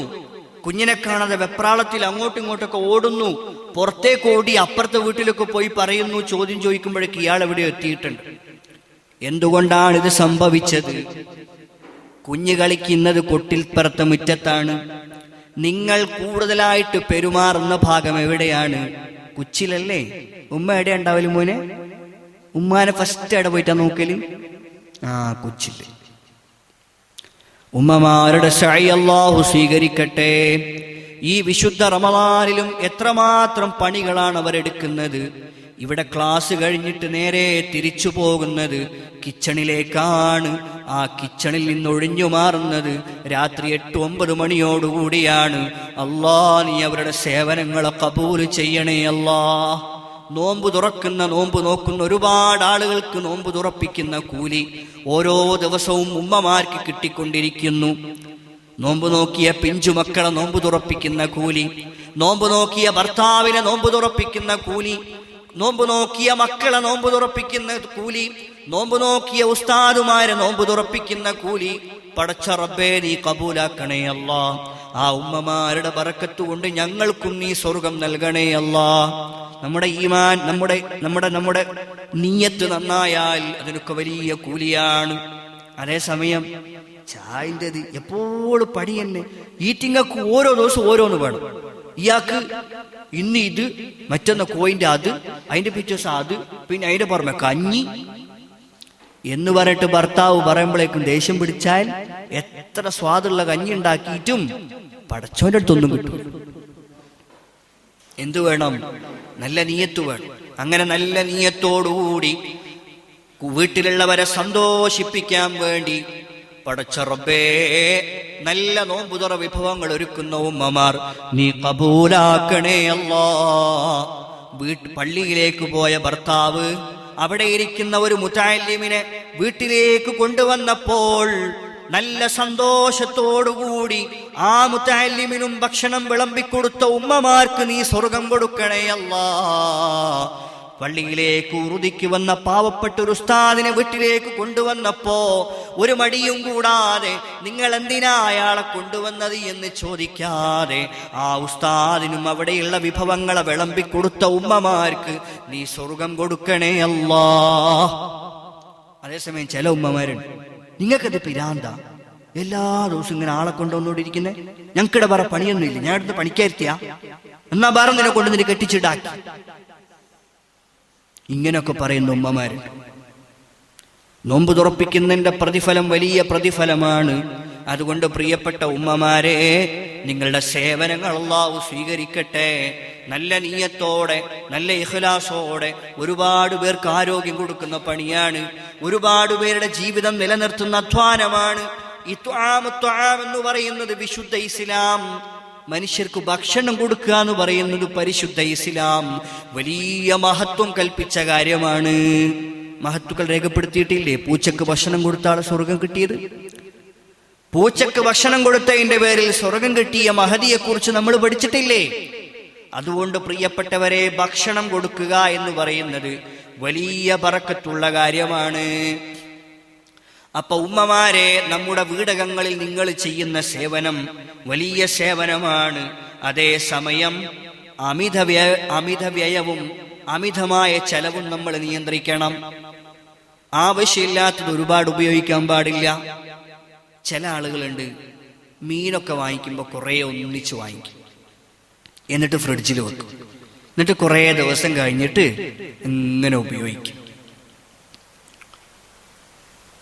പിന്നൊരു സ്വഭാവം ചില ആളുകൾക്ക് എന്താണെന്നറിയോ പ്രിയപ്പെട്ടവരെ? സാധാരണ ഇപ്പൊ ഞാൻ എൻ്റെ പുരക്ക് നോമ്പ് തുറക്കാൻ വേണ്ടി എൻ്റെ പുരയിൽ 6 ആളുണ്ട്. അപ്പൊ ഞാൻ എത്ര സമൂസ ഉണ്ടാവും? എത്ര ഉണ്ടാവും മോന്? 6 സമൂസൊക്കെ മതി അല്ലേ? 6 സമൂസ മതി, 6 എണ്ണം കൊണ്ട്. അന്ന് എൻ്റെ അളിയാവും കൂടി പരിക്കും, എൻ്റെ പെങ്ങളെ ഭർത്താവ് അളിയ വരുമ്പോ എന്തുകൊണ്ടൊന്നു? അളിയ വരുമ്പോ പിന്നെ 6 ഒന്നല്ല കൊണ്ടുവരില്ല, അളിയ എണ്ണീറ്റ് കൊണ്ടുവരും, നടക്കടല്ലേ. അപ്പൊ അളിയ എന്ത് ചെയ്യും? ഒരു 10 ഒക്കെ കൊണ്ടുവരും ഇല്ലേ, അല്ലെ ഒരു 15 ഒക്കെ കൊണ്ടുവരും. അങ്ങനെ അളിയാവും കൊണ്ടുവരും. അങ്ങനെ നമ്മളെ പുരയിൽ എത്ര സമൂസയായി? 16 ആയി അല്ലേ? പടച്ചോനെ, എല്ലാരും കൂടെ എന്ത് ചെയ്യേണ്ടി വരും? കുറച്ചാള് 3ഉം കുറച്ചാള് 2 ഒക്കെ തിന്നണ്ടേ. അതിന്റെ കൂടെ അവിടെ ഫ്രൂട്ട്സ് ഉണ്ട്, കസ്റ്റഡ് ഉണ്ട്, സർവത്തുണ്ട്, കഞ്ഞി വെച്ചതുണ്ട്, ഇതൊക്കെ തിന്നണ്ടേ?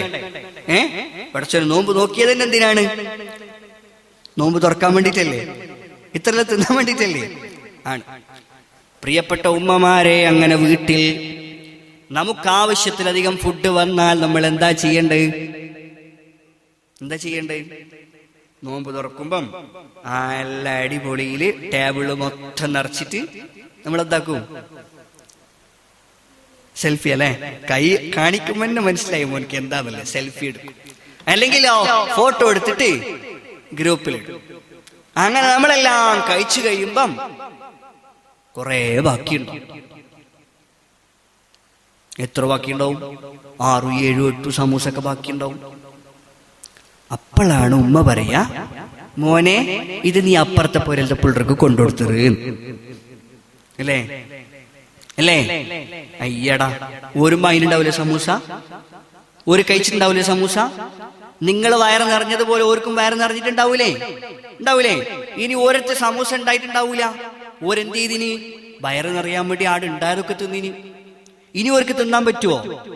ഇല്ല. അപ്പോഴാ നിങ്ങൾ കൊണ്ടു കൊടുക്കുന്നേ. അപ്പോഴാണോ കൊണ്ടു കൊടുക്കേണ്ടത്? പ്രിയപ്പെട്ട ഉമ്മമാരെ, നിങ്ങളുടെ വീട്ടിൽ അമിതമായി ഭക്ഷണം വന്നാൽ, ആവശ്യത്തിലധികം ഭക്ഷണം സ്റ്റോക്ക് ഉണ്ടായാൽ നിങ്ങൾ ചെയ്യേണ്ടത് എന്താണ്? മഗ്രിബ് ബാങ്ക് കൊടുക്കുന്നതിന് മുമ്പേ മക്കളുടെ കയ്യിൽ കൊടുത്തുവിട്ട് പറയണം, മോനെ അപ്പുറത്തെ വീട്ടിലെ കുട്ടികളുള്ള വീട്ടിൽ ഇത് കൊടുത്തിട്ട് വാ. നോമ്പ് തുറക്കുന്ന സമയത്ത് ആ കുട്ടികൾ സമൂസ കഴിക്കട്ടെ, നിങ്ങളുടെ വീട്ടിലുണ്ടാക്കിയ സ്പെഷ്യൽ ഭക്ഷണം കഴിക്കട്ടെ. ചോറ് കിട്ടി റബീഉൽ അവ്വലിൽ. നിങ്ങളെ വരയില് കുറേ പിള്ളുണ്ട്, ആപ്പാന്റെ പിള്ളുണ്ട്, മൂത്താന്റെ പിള്ളുണ്ട്. നിങ്ങളെല്ലാരും കൂടി ലൈനിൽ നിന്നിട്ട് അടിച്ച് ചോറെല്ലാം കൊണ്ട് വന്ന് കുറെ ആള്. അതിന്റെ പുറമെയാ പൊര ഓതിയും കിട്ടി. അപ്പുറത്തെ പൊരയില് ഉമ്മാക്ക് 5 പെണ്ണുമക്കളാ. അപ്പുറത്തെ പൊരയില് ഉമ്മാക്ക് 5 പെണ്ണുമക്കളാണ്. ഒരടുക്ക് പോയിട്ടാ. എന്തിനു പോയിട്ടാ? ഓതിക്ക് പോയിട്ടാ. എന്തേ? ലൈനിൽ നിൽക്കാൻ നാണക്കെടാന്ന്. നാണക്കെട് പെണ്ണുങ്ങൾക്ക് നാണക്കെട് ഉണ്ടാവൂലേ? ഉണ്ടാവൂലേ? ഓൻ പറയുന്നില്ല. ഇപ്പോഴത്തെ പെണ്ണുങ്ങൾക്കെല്ലാം കുറച്ച് കുറവല്ലേ? അങ്ങനെ ആയിരിക്കും പറഞ്ഞത്. നാണക്കെടാവണം, പെണ്ണിന് നാണക്കെടാവും. ലജ്ജ ഈമാനിന്റെ പകുതിയാണെന്ന് ശഫീഉനാ റസൂലുള്ളാഹി. ലജ്ജ വേണം. നാണക്കെടുണ്ടായാലേ മനുഷ്യന്മാർക്ക് നല്ല സ്വഭാവം ഉണ്ടാവും. മനസ്സിലായില്ലേ? ഇല്ലെങ്കിൽ നാണം കെട്ട സ്വഭാവം ഉണ്ടാവും. നാണക്കെട് ഇല്ലെങ്കിൽ എന്തുണ്ടാവും? നാണം കെട്ട സ്വഭാവം കാണിക്കും. അപ്പം പറഞ്ഞു വന്നെന്താ? ആ വീട്ടിൽ 5 പെണ്ണുകുട്ടികളാണ്. ആ കുട്ടികളുടെ ഉപ്പ ഗൾഫിലാണ്. ആ കുട്ടികളുടെ ഉപ്പ ഗൾഫിലാണ്. അവര് ഓതിക്ക് പോയിട്ടില്ല. അവർക്ക് പൊര ഓതി കിട്ടിയിട്ടുണ്ട്. കാരണം പൈസ കൊടുക്കണം പള്ളിയിൽ. അപ്പൊ പൊര ഓതി എങ്ങനെയെങ്കിലും കിട്ടും. പക്ഷേ ഈ പൊര ഓതി കൊണ്ട് ഉമ്മാക്കും 5 മക്കൾക്കും ഫുഡ് മതിയാകൂല. നിങ്ങളെ വീട്ടിൽ എത്ര കെട്ട്? പടച്ചോനെ ഫ്രിഡ്ജിൽ സ്ഥലമില്ല, തിന്നിട്ട് ഫ്രീസറിൽ വെക്കാൻ സ്ഥലമില്ല. എന്നാലും താഴെയും കൂടി വെച്ചിട്ട് അതിനെ ഒപ്പിക്കുമെന്നല്ലാതെ ആ ചൂടോടെ കിട്ടിയ ഭക്ഷണം അപ്പുറത്തെ വീട്ടിലെ മൈമൂനത്താത്താന്റെ പൊരയിലേക്കും കൊണ്ടുകൊടുക്കാമെന്ന് ചിന്തിക്കുന്നിടത്താണ് നമ്മുടെ ഈമാൻ. ഉമ്മമാരെ നമ്മൾ ശ്രദ്ധിക്കണം. നമ്മുടെ വീട്ടിലേക്ക് ബറക്കത്ത് കയറി വരേണ്ടത് അങ്ങനെയാണ്. ഈമാൻ മുഅ്മിനീങ്ങളെ കുറിച്ച് അല്ലാഹു വിശുദ്ധ ഖുർആനിൽ പറയുന്നുണ്ട്, ലൻ തനാലുൽ ബിർറ ഹത്താ തുൻഫിഖൂ മിമ്മാ തുഹിബ്ബൂൻ. ലൻ തനാലുൽ ബിർറ, നിങ്ങൾ ഗുണം പിടിക്കൂല. നിങ്ങള് ഗുണം പിടിക്കൂലാന്ന് നമ്മൾ പറയല്ലേ? നീ ഗുണം പിടിക്കില്ലറാം പറയല്ലേ? നിങ്ങൾ ഗുണം പിടിക്കൂല. ഏതുവരെ? ഹത്താ തുൻഫിഖൂ മിമ്മാ തുഹിബ്ബൂൻ. നിങ്ങൾക്ക് ഏറ്റവും ഇഷ്ടപ്പെട്ടതിൽ നിന്ന് നിങ്ങൾ ചെലവാക്കുന്നത് വരെ. നല്ല ചൂടുള്ള നെയ്ച്ചോറ് പൊരിക്കെത്തിയിട്ടുണ്ട്, നല്ല ഇറച്ചിക്കറിയാണ്, മണക്കുന്നുണ്ട്. വായിൽ കപ്പലോടിക്കാൻ മാത്രം വെള്ളം ഒഴുകുന്നുണ്ട്. തിരക്ക് പിടിച്ചിട്ട് ആ റബ്ബർ അഴിക്കാൻ വേണ്ടി ശ്രമിക്കുന്നുണ്ട്. മുറിയാതിരിക്കുമ്പോ കത്തി കൊണ്ടുവന്നിട്ട് കട്ട് ചെയ്യുന്നുണ്ട്. നമുക്ക് വലിയ ഇഷ്ടമാണ് ആ ഫുഡിനോട്. ആ സമയത്ത് നമുക്ക് ഓർമ്മ വേണം, അപ്പുറത്തെ വീട്ടിൽ ഈ ഫുഡ് കിട്ടാതിരിക്കുന്ന ഒരു ടീമുണ്ട്. അവർക്ക് കൊടുക്കാൻ നമ്മുടെ മനസ്സിലേക്ക് നമ്മുടെ ഈമാൻ വിളിച്ചു പറയണം. ലൻ തനാലുൽ ബിർറ. അങ്ങനെ നിങ്ങൾക്ക് തോന്നുന്നില്ലെങ്കിൽ നിങ്ങൾക്ക് നല്ലത് കിട്ടൂല. ലൻ തനാലുൽ ബിർറ, നന്മ നിങ്ങൾക്ക് എത്തൂല. ശൈത്താൻ അവിടെ വന്നുകൊണ്ടേയിരിക്കും. റഹ്മത്തിന്റെ മലക്ക് ദൂരത്ത് പോയിക്കൊണ്ടേയിരിക്കും. നിങ്ങളുടെ മനസ്സിൽ റഹ്മത്തുണ്ടോ? റഹ്മത്തിന്റെ മലക്ക് നിങ്ങളുടെ വീട്ടിലേക്ക് വരും. നിങ്ങളുടെ മനസ്സിൽ നിന്ന് റഹ്മത്തില്ലാണ്ടായാൽ ശൈത്താൻ അവിടെ വന്നു കൂടിയിരിക്കും. അതുകൊണ്ട് പ്രിയപ്പെട്ട ഉമ്മമാരെ, ഭക്ഷണം കൊടുക്കുക എന്നുള്ള വലിയ ശീലമാകണം. വിശുദ്ധ ഖുർആനിൽ മറ്റൊരിടത്ത് പറയുന്നുണ്ട്, വയുസിറൂന അലാ അൻഫുസിഹിം വലൗ കാന ബിഹിം ഖസാസ. മുഅ്മിനീങ്ങളുടെ സ്വഭാവമാണ്, അവരെന്ത് ചെയ്യും? സ്വന്തം ശരീരത്തെക്കാളും മറ്റുള്ളവരെ പരിഗണിക്കും. വലൗ കാന ബിഹിം ഖസാസ, അവർക്ക് ആവശ്യമുണ്ട് എങ്കിൽ പോലും അവരെന്ത് ചെയ്യും? മറ്റുള്ളവരെ പരിഗണിക്കും. മുത്തുനബിയുടെ മാണിക്യക്കല്ലായ മുത്തുമോള് ഫാത്തിമ ബീവിയുടെ ചരിത്രം നമുക്കറിയാം. റളിയല്ലാഹു അൻഹാ. ആരാ ഫാത്തിമ ബീവിന്റെ ഭർത്താവ്?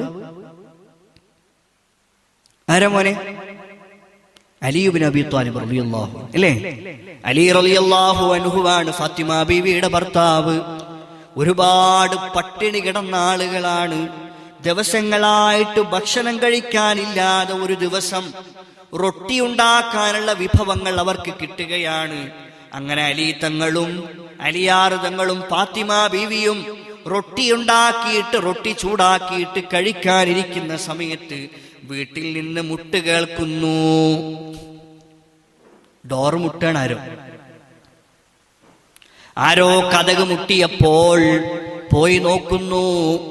യാചിക്കാൻ വേണ്ടി വന്നവരാണ്, ദരിദ്രരായ ആളുകളാണ്. അവര് വന്നിട്ട് പറഞ്ഞു, ഞങ്ങൾക്ക് ഭക്ഷണം കഴിക്കാൻ എന്തെങ്കിലും തരണം. ഈടെന്തുണ്ട്?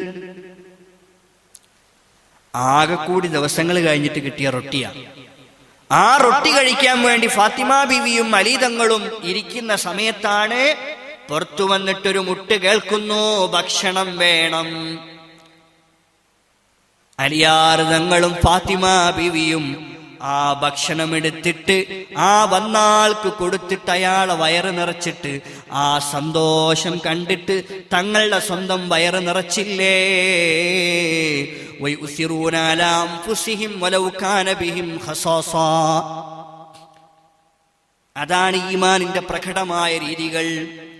നമുക്ക് ആവശ്യങ്ങൾ ഉണ്ടെങ്കിൽ പോലും മറ്റുള്ളവരുടെ വേദനയ്ക്ക് വേണ്ടി ആ ആവശ്യങ്ങളെ മാറ്റിവെക്കാൻ നമുക്ക് കഴിയണം. അപ്പോഴാണ് നമ്മുടെ ഈമാൻ പൂർണ്ണമാവുക. മാപ്പിള ചിലപ്പോൾ കൊടുക്കൂ, 200 പിള്ളേനെ 100 രൂപ മാപ്പിള എടുത്തു കൊടുത്താലെന്നെ നിങ്ങൾ എന്തു മനുഷ്യ ഉള്ളതെല്ലാം എടുത്തു കൊടുക്കുന്നു, ഞമ്മക്ക് വേണ്ടേ, നമ്മളെ മക്കൾക്ക് വേണ്ടേ എന്ന് ചോദിക്കുന്ന ഉമ്മമാർ ഒരൽപ്പം ചിലരെങ്കിലും ഉണ്ട്. നമ്മുടെ ഈമാനിന്റെ കുറവാണത് കാണിക്കുന്നത്. ഈ 200 തന്നവനാരാണ്? ഈ 200 പിൻവലിക്കാനും കഴിവുള്ളവനാരാണ്? മോദി നോട്ടേ പിൻവലിച്ചിട്ടു. മോദി നോട്ട് പിൻവലിച്ചെങ്കിലും പിന്നീട് വേറെ നോട്ട് വരും, പകരം നോട്ട് വരും. പക്ഷേ പടച്ച റബ്ബ് നമ്മുടെ അക്കൗണ്ടിൽ നിന്ന് പിൻവലിക്കാൻ തീരുമാനിച്ചാൽ ലോകത്തേത് റിസർവ് ബാങ്ക് വിചാരിച്ചാലും ആ പണം തിരിച്ചെത്തുകയില്ല തന്നെ. അതുകൊണ്ട് പ്രിയപ്പെട്ട ഉമ്മമാരെ, കൊടുക്കുന്നിടത്ത് പിശുക്ക് കാണിക്കാൻ പാടില്ല. വയുസിറൂന അലാ അൻഫുസിഹിം, അവർ സ്വന്തം ആവശ്യങ്ങളെക്കാളും മറ്റുള്ളവരുടെ ആവശ്യങ്ങളെ പരിഗണിച്ചവരാണെന്ന് വിശുദ്ധ ഖുർആൻ മുഅ്മിനീങ്ങളെ കുറിച്ച് പറയുന്നുണ്ട്. ഈ വിശുദ്ധ റമളാനിൽ എനിക്കറിയുന്ന 1-2 വ്യക്തിത്വങ്ങൾ മരണപ്പെട്ടു പോയിട്ടുണ്ട്. അള്ളാഹു അവരുടെ ഖബറിടം വിശാലമാക്കി കൊടുക്കട്ടെ. പ്രിയപ്പെട്ടവരെ, ആ മരിച്ചുപോയ ആളുകൾ ഞാൻ മനസ്സിലാക്കുന്നു ഈ വിശുദ്ധ റമളാനിൽ അവർക്ക് ആ മരണം കിട്ടാൻ കാരണം അവര് ചെയ്ത നന്മകളാണ്, അവര് ചെയ്ത സ്വതക്കകളാണ്, അവര് ചെയ്ത സഹായങ്ങളാണ്. സാധാരണക്കാരായ ആളുകൾ ആവശ്യങ്ങളുമായിട്ട് വരുമ്പം അകമഴിഞ്ഞ് സഹായിക്കുന്ന ആളുകൾ, ആ ആളുകളൊക്കെയാണ് ആ റമളാനിൽ മരണപ്പെട്ടു പോയത്. ഒരുപാട് അമലുകളും ഒരുപാട് നോമ്പും നിസ്കാരവും ഒന്നും അവർക്ക് കാണിക്കാനില്ല. പക്ഷേ സ്വർഗം തുറക്കപ്പെട്ട, സ്വർഗത്തിന്റെ വാതിലുകൾ മലർക്കേ തുറക്കപ്പെട്ട, നരകത്തിന്റെ വാതിലുകൾ പാടെ കുട്ടിയടക്കപ്പെട്ട വിശുദ്ധ റമളാനിന്റെ രാപ്പകലുകളിൽ അല്ലാഹുവിലേക്ക് മടങ്ങിപ്പോയ മനുഷ്യർ വലിയ ഭാഗ്യവാന്മാരാണ്. ആ ഭാഗ്യം എവിടെ നിന്ന് കിട്ടി? അത് അല്ലാഹു കൊടുത്തതാണ്. അല്ല എങ്ങനെ കൊടുത്തതാണ്? അല്ലാഹു പറഞ്ഞിട്ടുണ്ട്, ഖൈറുന്നാസ് മൻ അൻഫഉഹും മിനന്നാസ്. മനുഷ്യരിൽ ഏറ്റവും നല്ല മനുഷ്യരാരെന്നറിയോ? മനുഷ്യരിൽ ഏറ്റവും നല്ല മനുഷ്യരാരെന്നറിയോ? അൻഫഉഹും മിനന്നാസ്. മറ്റുള്ള ജനങ്ങൾക്ക് ഉപകാരം ആരെ കൊണ്ടാണോ ഓനാണ് ഏറ്റവും നല്ല മനുഷ്യൻ. അഹബ്ബുന്നാസി ഇലയ്യ, ഒരിക്കൽ നബിതങ്ങൾ പറയുന്നുണ്ട്, അഹബ്ബുന്നാസി ഇലയ്യ അൻഫഉഹും മിനന്നാസ്. ജനങ്ങളിൽ എനിക്ക് ഏറ്റവും ഇഷ്ടം ആരെന്നറിയോ? മറ്റുള്ള ജനങ്ങൾക്കൊക്കെ ഉപകാരം ചെയ്യുന്നവനെയാ എനിക്കിഷ്ടം. അതുകൊണ്ടാണ് മുത്തുനബിക്ക് ഏറ്റവും ഇഷ്ടമാരെ? ആരെ മുത്തുനബിക്ക് ഏറ്റവും ഇഷ്ടം? നമ്മളെ നബിന്റെ ഏറ്റവും വലിയ ചങ്ങായി ആരേനു? ചങ്ക് ബ്രോ ആരേനു? പറയും. സൗറന്ന ഗുഹയിൽ പണ്ട്, കേട്ടിനോ പാട്ട് കേട്ടിനോ? സൗറന്ന ഗുഹയിൽ 2 സുഹൃത്തുക്കൾ ഉണ്ടായിട്ടില്ലേ? ആരൊക്കെയത്? ആരൊക്കെ? എമ്മാതിരി സുഹൃത്ത്, എമ്മാതിരി ഫ്രണ്ട്. കാലിലേക്ക് പാമ്പ് കടിച്ചിട്ട് മരിക്കുമെന്നു പോലും പേടിയുള്ള സമയത്ത് ആ കാല് പോലും മനക്കാതെ എന്റെ മടിയിൽ കിടക്കുന്ന എന്റെ സുഹൃത്തായ, എന്റെ ഹബീബായ, എന്റെ നേതാവായ മുത്തുനബിയുടെ ഉറക്ക് നഷ്ടപ്പെടരുതെന്ന് കരുതിയിട്ട് ക്ഷമിച്ചു നിന്ന അബൂബക്കർ സിദ്ദീഖ് റളിയല്ലാഹു അൻഹു. സിദ്ദീഖ് തങ്ങളോട് നബിക്ക് ഭയങ്കര ഇഷ്ടം. എന്താ നബിക്ക് ഇഷ്ടം? നബി പറഞ്ഞില്ലേ, അഹബ്ബുന്നാസി ഇലയ്യ അൻഫഉഹും മിനന്നാസ് ഔ കമാ ഖാല റസൂലുള്ളാഹി സ്വല്ലല്ലാഹു അലൈഹി വസല്ലം. സിദ്ദീഖ് തങ്ങളോട് ഇഷ്ടം എന്താണെന്നറിയോ? സിദ്ദീഖ് തങ്ങൾക്ക് ഭയങ്കര ഇഷ്ടം. ആരെ? മോനെ.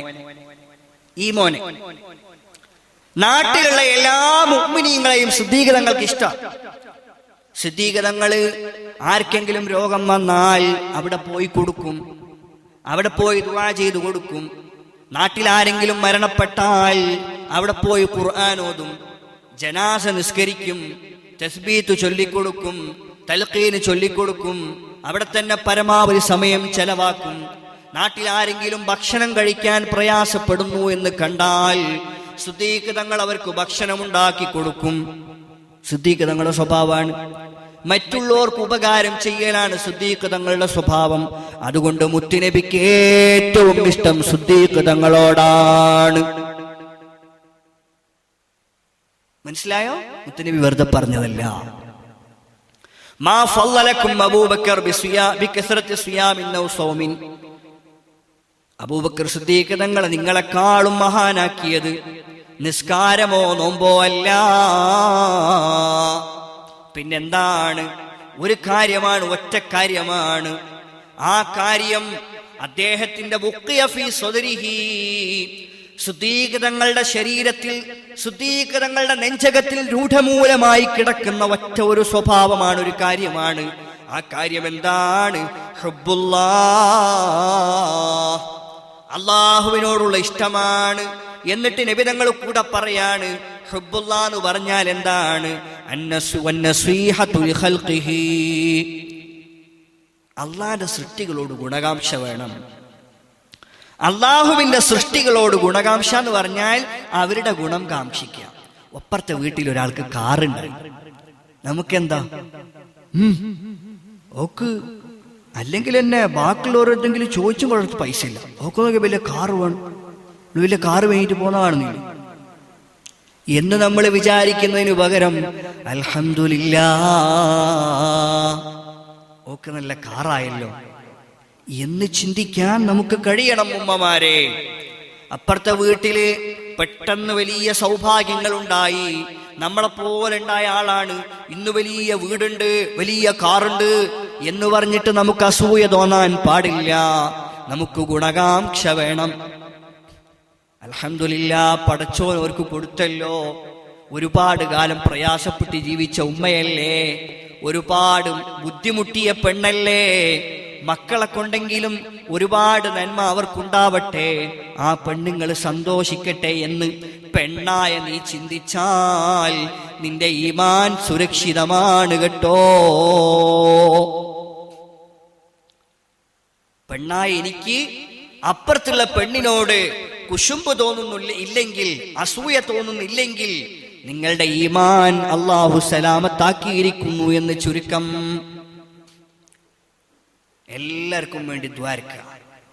നമ്മൾ ഫലസ്തീനികൾക്ക് വേണ്ടി ദ്വാരക്കാറുണ്ട്, ഫലസ്തീനിലെ കുഞ്ഞു മക്കൾക്ക് വേണ്ടി ദ്വാ ചെയ്യാറുണ്ട്.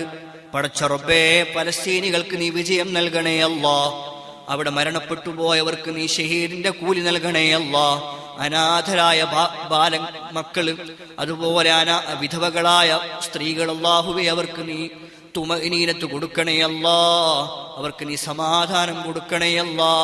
ആയിരക്കണക്കിന് ആളുകൾ, കുഞ്ഞുമക്കളും സ്ത്രീകളും പ്രായമുള്ളവരും അപകടത്തിൽപ്പെട്ട് ഒരുപാട് പരിക്കുകൾ പറ്റി ജീവിക്കുന്നുണ്ട്. എല്ലാവർക്കും നീ അസ്റഅ വഖ്തിൻ മുംകിൻ ശിഫ നൽകണേ അല്ലാ, ശിഫ നൽകണേ പടച്ചോനെ. നമ്മൾ മറ്റുള്ളവർക്ക് ദ്വാരക്കണം. പഠിച്ചോനെ എന്റെ ഇച്ഛാക്ക് നീ ദീർഘായുസ് കൊടുക്കണേ അല്ല, എന്റെ ഇച്ഛാന്റെ പണിയിൽ നീ ബർക്കത്ത് കൊടുക്കണേ അല്ല എന്ന് ദ്വാരക്കണം. നമുക്ക് വേണ്ടി മാത്രം ദ്വാരുന്ന പോരാ. അതാണ് വന്നസീഹത്തു ലിഖൽഖിഹി, അല്ലാഹുവിന്റെ സൃഷ്ടികളോട് നസീഹത്ത് നമുക്ക് വേണം.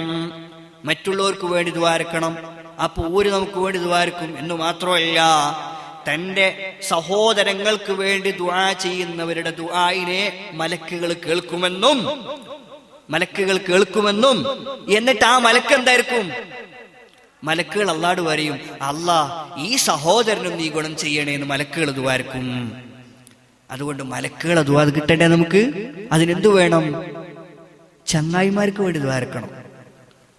നമ്മളെ ചങ്ങായിക്ക് നീ നല്ല ഇൽമ കൊടുക്കണേ അല്ലാ, എന്റെ ചങ്ങായിന്റെ അസുഖം നീ മാറ്റണേ അല്ലാ. 5 ദിവസമായിട്ട് ഓൻ 7ാം ക്ലാസ്സിൽ പഠിക്കുന്ന എന്റെ ചങ്ങായി സ്കൂളിലേക്ക് വന്നിട്ടില്ല, മദ്രസയിലേക്ക് വന്നിട്ടില്ല, ഓനക്ക് പനിയാണ്, ഓനക്ക് ചിക്കൻ ബോക്സ് ആണ്. പടച്ച റബ്ബേ എന്റെ ചങ്ങായിന്റെ അസുഖം മാറ്റണേ അല്ലാ. ദ്വാരക്കലുണ്ടോ? ദ്വാരക്കണം, ഇനി മുതൽ ദ്വാരക്കണം. അങ്ങനെ ദുആ ചെയ്യുന്നവരാണ് മുഅ്മിനീങ്ങൾ. അതുകൊണ്ട് പ്രിയപ്പെട്ടവരെ, നമ്മൾ നല്ല ദാനധർമ്മം ചെയ്യുന്ന ആളുകളാവണം.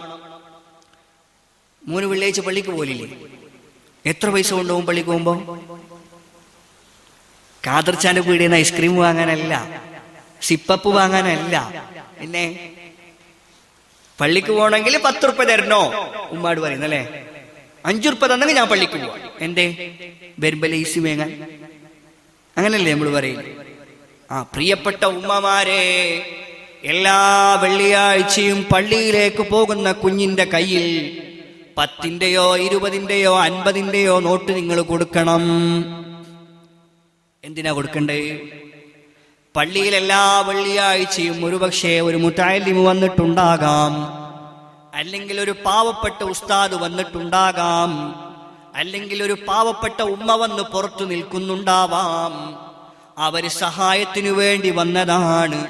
മക്കളോട് പറയണം, മോനെ പള്ളിയിൽ നിന്നിറങ്ങി വരുന്ന സമയത്ത് ഈ പൈസ അവർക്ക് കൊടുക്കണേ മോനെ. 4 വെള്ളിയാഴ്ച 50 ഉറുപ്പ കൊടുത്താൽ ഒരു മാസത്തിൽ ചെലവാകുന്നത് 200 രൂപ മാത്രം. പക്ഷേ പടച്ചോന്റെ അടുത്ത് വലിയ തുലാസിൽ തൂങ്ങുന്ന അമലായിട്ടത് ബാക്കിയുണ്ടാകും. 4 ആഴ്ച, ഒരു മാസം, 10,000 ഉറുപ്പ ഗൾഫിൽ നിന്ന് വരുമ്പോ 200 ഉറുപ്പ. എത്ര? വെറും 200 രൂപ. 50 ഉറുപ്പ കൊടുക്കുന്നാവും മോന്റെ കയ്യില. അപ്പുറത്ത് ഇഞ്ഞ പറയും, അപ്പുറത്ത് ഇഞ്ഞ ഭയങ്കര പിശുക്കുള്ള ഇഞ്ഞ പറയും, നിനക്ക് എന്താണ് പിരാന്താ ഈ ചെക്കന്റെ കയ്യിൽ 50 ഉറുപ്പ കൊടുക്കുന്നു? എങ്ങനത്തെ ആൾക്കാർ വരുന്നു മേങ്ങാൻ? പ്രിയപ്പെട്ടവരെ, ആര് വാങ്ങിയാലും നിങ്ങൾ കൊടുത്തതിനെ അറിയുന്നവൻ പടച്ച റബ്ബാണ്, സ്വീകരിക്കുന്നവൻ പടച്ച റബ്ബാണ്, തിരിച്ചു തരുന്നവനും പടച്ച റബ്ബാണ്. അതുകൊണ്ട് കൊടുക്കുന്നതിൽ, ഉള്ളവൻ ഉള്ളത് കൊടുക്കുന്നതിൽ കുറവ് വരുത്തണ്ട. പ്രിയപ്പെട്ട ഉമ്മമാരെ, കുഞ്ഞുമക്കൾ പള്ളിയിലേക്ക് പോകുന്ന സമയത്ത് 50 ഉറുപ്പ കൊടുത്തുവിടുക, 20 ഉറുപ്പ കൊടുത്തുവിടുക, 10 ഉറുപ്പ കൊടുത്തുവിടുക. ബക്കറ്റ് ഉണ്ടാവും ചിലപ്പോൾ എല്ലാ പള്ളിയും ഇല്ലേ? സലാം വീട്ടിയിട്ട് ദ്വാരക്കുന്നതിന് മുമ്പ് പള്ളിയുടെ പരിപാലനത്തിന് വേണ്ടി ഒരു ബക്കറ്റ് വരൂലേ? അതിലേക്ക് എല്ലാരും പൈസ ഇടൂലേ? എല്ലാ ആഴ്ചയിലും പള്ളിയിലേക്ക് വരുമ്പോ ഉമ്മാട് പറയണം, ഉമ്മ ഒരു 10 ഉറുപ്പ വേണം. എന്തിനി? ലേസ് മേങ്ങാനല്ല, മറിച്ച് എന്തിനി? പള്ളിയിലെ ബക്കറ്റിലിടാൻ. ഉമ്മ തരൂലേ? ഉമ്മ തരും. ഉമ്മ ഓഫറും തരും. എങ്ങനെ അറിയോ? 15 ഉറുപ്പ തരും. ഇത് പറയും. എന്നിട്ടെന്തു പറയും? 5 ഉറുപ്പ നീ ലേസ് വാങ്ങിക്കുന്നു. കാരണം ഈ കുഞ്ഞ് ഉമ്മാട് 10 ഉറുപ്പ വേണം ഉമ്മ. എന്തിനിടാ? അത് പള്ളിയിൽ ബക്കറ്റിലിടാൻ ഉമ്മ എന്ന് പറഞ്ഞപ്പോഴേക്കും ഉമ്മാന്റെ ഹൃദയത്തിൽ സന്തോഷം കൊണ്ട് ആനന്ദ പുളകിതമായി പോയി. 5 ഉറുപ്പ അധികം കൊടുത്തതാ മോന്. അപ്പൊ പ്രിയപ്പെട്ടവരെ, പ്രത്യേകിച്ചും വിശുദ്ധ റമളാനിന്റെ വെള്ളിയാഴ്ച രാവുകളിൽ ഒരുപാട് മതസംഘടനകളും മറ്റു സംഘടനകളും ഒരുപാട് റിലീഫ് പ്രവർത്തനങ്ങൾ നടത്തുന്ന വെള്ളിയാഴ്ചകളാണ്. അതിനുവേണ്ടി പിരിവ് നടത്തുന്ന ദിവസങ്ങളാണ്. ആ ദിവസങ്ങളിൽ നമ്മൾ കുട്ടികളുടെ കയ്യിൽ പണം കൊടുത്തയച്ചാൽ അതൊരിക്കലും വെറുതെയാകില്ല. എന്തുമാത്രമല്ല മക്കൾ കൊടുക്കാൻ ശീലിക്കുകയും ചെയ്യും. ചില ഉമ്മമാരുണ്ട് വീട്ടിൽ പൈസ എടുത്തു വെക്കും. പൈസ എന്ന് പറഞ്ഞാല് പൈസ തന്നെ, പണ്ടത്തെ പൈസ തന്നെ. 1 ഉറുപ്യ 2 ഉറുപ്യ 50 പൈസ ഒക്കെ എടുത്തു വെക്കുന്ന ആളുണ്ട്. നിറച്ചെടുത്തു വെക്കും. എന്തിനുമ്മ? അത് നോമ്പിന് മേങ്ങാൻ വരുന്നവർക്കൊക്കെ കൊടുക്കാൻ. വലിയ സേവനം. എത്ര? 1 ഉറുപ്യ വെച്ചിട്ട് 30 ദിവസം കൊടുത്ത എത്ര ഉറുപ്യാവും? 30 ഉറുപ്യ. നായന്മാർ മുരുന്ന് പെരുമ്പളൊക്കെ റിക്ഷയിൽ പോയാല് കൊടുത്താൽ തീരുന്ന പൈസ 1 മാസം കൊടുത്തതാ. എന്നിട്ടോ ചിലപ്പോ ഒരു ദിവസം 2 ആളും 3 ആളും വന്നപ്പോഴേക്കും ഇന്ന് തീർന്നു. ഇന്ന് കൊടുക്കാൻ തീരുമാനിച്ച 1 ഉറുപ്യ, അത് കൊടുത്തപ്പോഴേക്കും ഇന്ന് തീർന്നു. പ്രിയപ്പെട്ട ഉമ്മമാരെ, 10 ഉറുപ്യന്റെയും 20 ഉറുപ്യന്റെയും നോട്ടെടുത്തു വെക്കുന്ന ഉമ്മമാരുണ്ട്. എനിക്കറിയാം. വന്ന ആളുകളുടെ കനമനുസരിച്ച് 100 രൂപയും 500ഉം കൊടുക്കുന്ന ഉമ്മമാരുണ്ട്. എനിക്കറിയാം. പ്രിയപ്പെട്ട ഉമ്മമാരെ, നമ്മുടെ ഉമ്മബാപ്പന്മാരോടുള്ള സ്നേഹം പറയുന്നിടത്ത് കിതാബുകളിൽ രേഖപ്പെടുത്തിയതായി കാണാം. ഉമ്മ മരിച്ചാൽ, ഉപ്പ മരിച്ചാൽ മക്കളുടെ കടമകളിൽ പെട്ടതാണെന്ത്? ആ ഉമ്മയുടെയും ഉപ്പയുടെയും അടുത്ത ആളുകളോട് ബന്ധം പുലർത്തൽ. ഉമ്മാക്ക് നാട്ടിൽ കുറെ ചങ്ങായിമാരുണ്ടായിരുന്നു. ഐസിഞ്ഞ, പാത്തിഞ്ഞ, കഞ്ചുവ, അങ്ങനെ കുറെ ചങ്ങായിമാർ ആർക്കുണ്ട്? എന്റെ ഉമ്മാക്കുണ്ട്. ഉമ്മ ഉള്ള സമയത്ത് ഇടക്കിടക്ക് അവര് വരും. അവരുടെ ഉമ്മ പോകും. അത്യാവശ്യം സാമ്പത്തിക ശേഷിയുള്ള ആളാണ് എൻ്റെ ഉമ്മയും എൻ്റെ ഉമ്മാന്റെ മക്കളും എൻ്റെ ഭർത്താവും ഒക്കെ. അവരൊക്കെ എന്ത് ചെയ്യാറുണ്ട്? ഉമ്മാന്റെ കയ്യിൽ പൈസ നോമ്പിന് കൊടുക്കാറുണ്ട്. ഈ കഞ്ചുവാവും ഐസ്വാവും പാത്തിഞ്ഞാവും ഒക്കെ വരുമ്പം ഉമ്മ എടുത്തിട്ട് അതിൽ നിന്ന് 500ഉം 600ഉം 700ഉം 1000ഉം 300ഉം 100ഉം ഒക്കെ കൊടുക്കാറുണ്ട്. അതുകൊണ്ട് എല്ലാ റമദാനിലും അവര് വരാറുണ്ട്. ഉമ്മാന്റെ മരണശേഷവും ഉമ്മാനോടുള്ള സ്നേഹം കൊണ്ട് ആ ഉമ്മമാര് വന്നാൽ, പ്രിയപ്പെട്ട സഹോദരിമാരെ, നിങ്ങളുടെ ഉമ്മയെ, മരിച്ചുപോയ നിങ്ങളെ ഉമ്മയെ നിങ്ങൾ സ്നേഹിക്കുന്നുണ്ടെങ്കിൽ അവരോടുള്ള കടപ്പാടിൽ പെട്ടതാണ്. ആ വന്ന ഉമ്മയെ, നിങ്ങളുടെ ഉമ്മ എങ്ങനെയാണോ സ്വീകരിച്ചിരുന്നത്, അവരെ ഇരിക്കാൻ പറഞ്ഞിട്ട് ഇരുത്തിയിട്ട് അവരോട് വിശേഷങ്ങൾ അറിഞ്ഞിട്ട് പോകാൻ നേരമാണ് നിങ്ങളുടെ ഉമ്മ അവരുടെ കയ്യിൽ പണം കൊടുത്തയച്ചതെങ്കിൽ, വന്ന ഉടനെ വാതിൽപ്പടിയിൽ എത്തിയ ഉടനെ തന്നെ 100 രൂപ കൊണ്ടു കൊടുത്തിട്ട് സുഖമാണോ എന്ന് ചോദിച്ച് പറഞ്ഞയക്കുന്നതിനു പകരം വീട്ടിലേക്ക് വിളിച്ചിരുത്തിയിട്ട് ഇരിക്കൂ എന്ന് പറഞ്ഞിട്ട് അവരുടെ വിശേഷങ്ങൾ അറിഞ്ഞിട്ട് പോകാൻ നേരം സന്തോഷത്തോടെ നിങ്ങളുടെ ഉമ്മ കൊടുത്തിരുന്ന അതേ പണം ആ ഉമ്മാന്റെ കയ്യിൽ കൊടുത്താൽ പടച്ചറപ്പ് നിങ്ങളെ കാണും, മലക്കുകൾ നിങ്ങളെ കാണും, റഹ്മത്തിന്റെ മലക്കുകൾ നിങ്ങളെ പൊതിയും, പടച്ചറപ്പ് നിങ്ങൾക്ക് സ്വർഗം തരും. ഉമ്മമാരോടും ഉപ്പമാരോടുള്ള ഹക്കാണത്. ഉപ്പ മരിച്ചുപോയി. ഉപ്പാന്റെ ചങ്ങായിമാർ കുറെ ആൾക്കാരുണ്ട്, സാധുക്കളുണ്ട്, ചങ്ങായിമാരുണ്ട്, കൂട്ടക്കാരുണ്ട്. ഓരൊക്കെ നമ്മൾ എന്ത് ചെയ്യണം? ബന്ധം പുലർത്തണം. അവരുടെ ആവശ്യങ്ങളിലേക്ക് നമ്മൾ എത്തണം. ഉപ്പാന്റെ ചങ്ങായിയാണ്, ഉപ്പാന്റെ ചങ്കായിരുന്നു. നമ്മൾ എന്ത് ചെയ്യണം? ഉപ്പ മരിച്ചാലും ആ ഖാദർച്ചാന്റെ അടുത്തേക്ക് പോണോ? ഖാദർച്ചാന്റെ ആവശ്യങ്ങൾക്ക് നിന്നുകൊടുക്കണം. ഖാദർച്ചാക്ക് എപ്പോഴും വലം കൈയായിരുന്നു എന്റെ ഉപ്പ. ഉപ്പ പോയതോടുകൂടി ഖാദർച്ച ഡള്ളായിട്ടുണ്ട്, ഖാദർച്ച ക്ഷീണിച്ചിട്ടുണ്ട്. ഞാൻ അതിന് പകരമായി നിന്നുകൊടുക്കണമെന്ന ബോധം ഉപ്പയുടെ മോനായി എനിക്ക് വേണം. എല്ലാ ആണ്ട് നേർച്ച നടത്തുമ്പോഴും, എല്ലാ കൊല്ലവും ഉപ്പാന്റെ പേരിൽ മൗലിദ് നടത്തുമ്പോഴും ആദ്യം വിളിക്കേണ്ടത് ആരെയാ? എന്റെ ഉപ്പാന്റെ ചങ്ങായിമാരെ, എന്റെ ഉമ്മാന്റെ ചങ്ങായിമാരെ. അവരെ വിളിച്ചിട്ടാണ് ബാക്കിയുള്ള നാട്ടുകാരെ വിളിക്കേണ്ടത്. പ്രിയപ്പെട്ട ഉമ്മമാരെ നമ്മൾ ശ്രദ്ധിക്കണം. അതുകൊണ്ട് പ്രിയപ്പെട്ട ഉമ്മമാരെ, നമ്മുടെ വീടുകളിൽ സമാധാനം ഉണ്ടാക്കേണ്ടത് നമ്മൾ തന്നെയാണ്.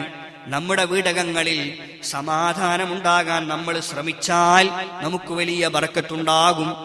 അതുപോലെ ശ്രദ്ധിക്കേണ്ട മറ്റ് ചില കാര്യങ്ങളുണ്ട്. എന്താണത്? നല്ല വൃത്തി പാലിക്കുന്നതിന്റെ ഒരു കാരണം, ഒരു രീതിയാണെന്ത്? റൂമുകൾ തുടച്ച് വൃത്തിയാക്കുക. ഏകദേശം ഇപ്പം എല്ലാ വീടുകളും ടൈൽസും മാർബിളൊക്കെ ആയതുകൊണ്ട് എല്ലാവരും വൃത്തിയാക്കാറുണ്ട്. പക്ഷേ അവിടെ ശ്രദ്ധിക്കാത്ത ഒരു കാര്യം ഞാൻ പറയട്ടെ. അതെന്താണ്? ചെറിയ മക്കള് മൂത്രമൊഴിച്ചാൽ, പണ്ട് കാലത്തൊക്കെ മൂത്രമൊഴിച്ചാലേ അവിടെ വെള്ളം ഒഴിച്ചു കൊടുത്താൽ മതി. പണ്ടത്തെ വീട്ടിലൊക്കെ എന്തേന്നറിയോ? മൂത്രം ഒഴിച്ചിട്ട് ഒരു കുറച്ച് കാമണിക്കൂർ കഴിയുമ്പോൾ വെള്ളമെല്ലാം താണു പോയിട്ടുണ്ടാവും. എവിടെ താവല്? മണ്ണിട്ട വീടായിരുന്നു. അപ്പൊ അതിന്റെ മേലേക്കൊന്ന് വെള്ളം കൂട്ടിക്കൊടുത്താൽ തന്നെ ആ സ്ഥലം എന്തായി? ശുദ്ധിയായി. പിന്നെ അതിന്റെ മേലെ പായ ഇട്ടിട്ട് നിസ്കരിക്കുകയൊക്കെ ചെയ്യാം.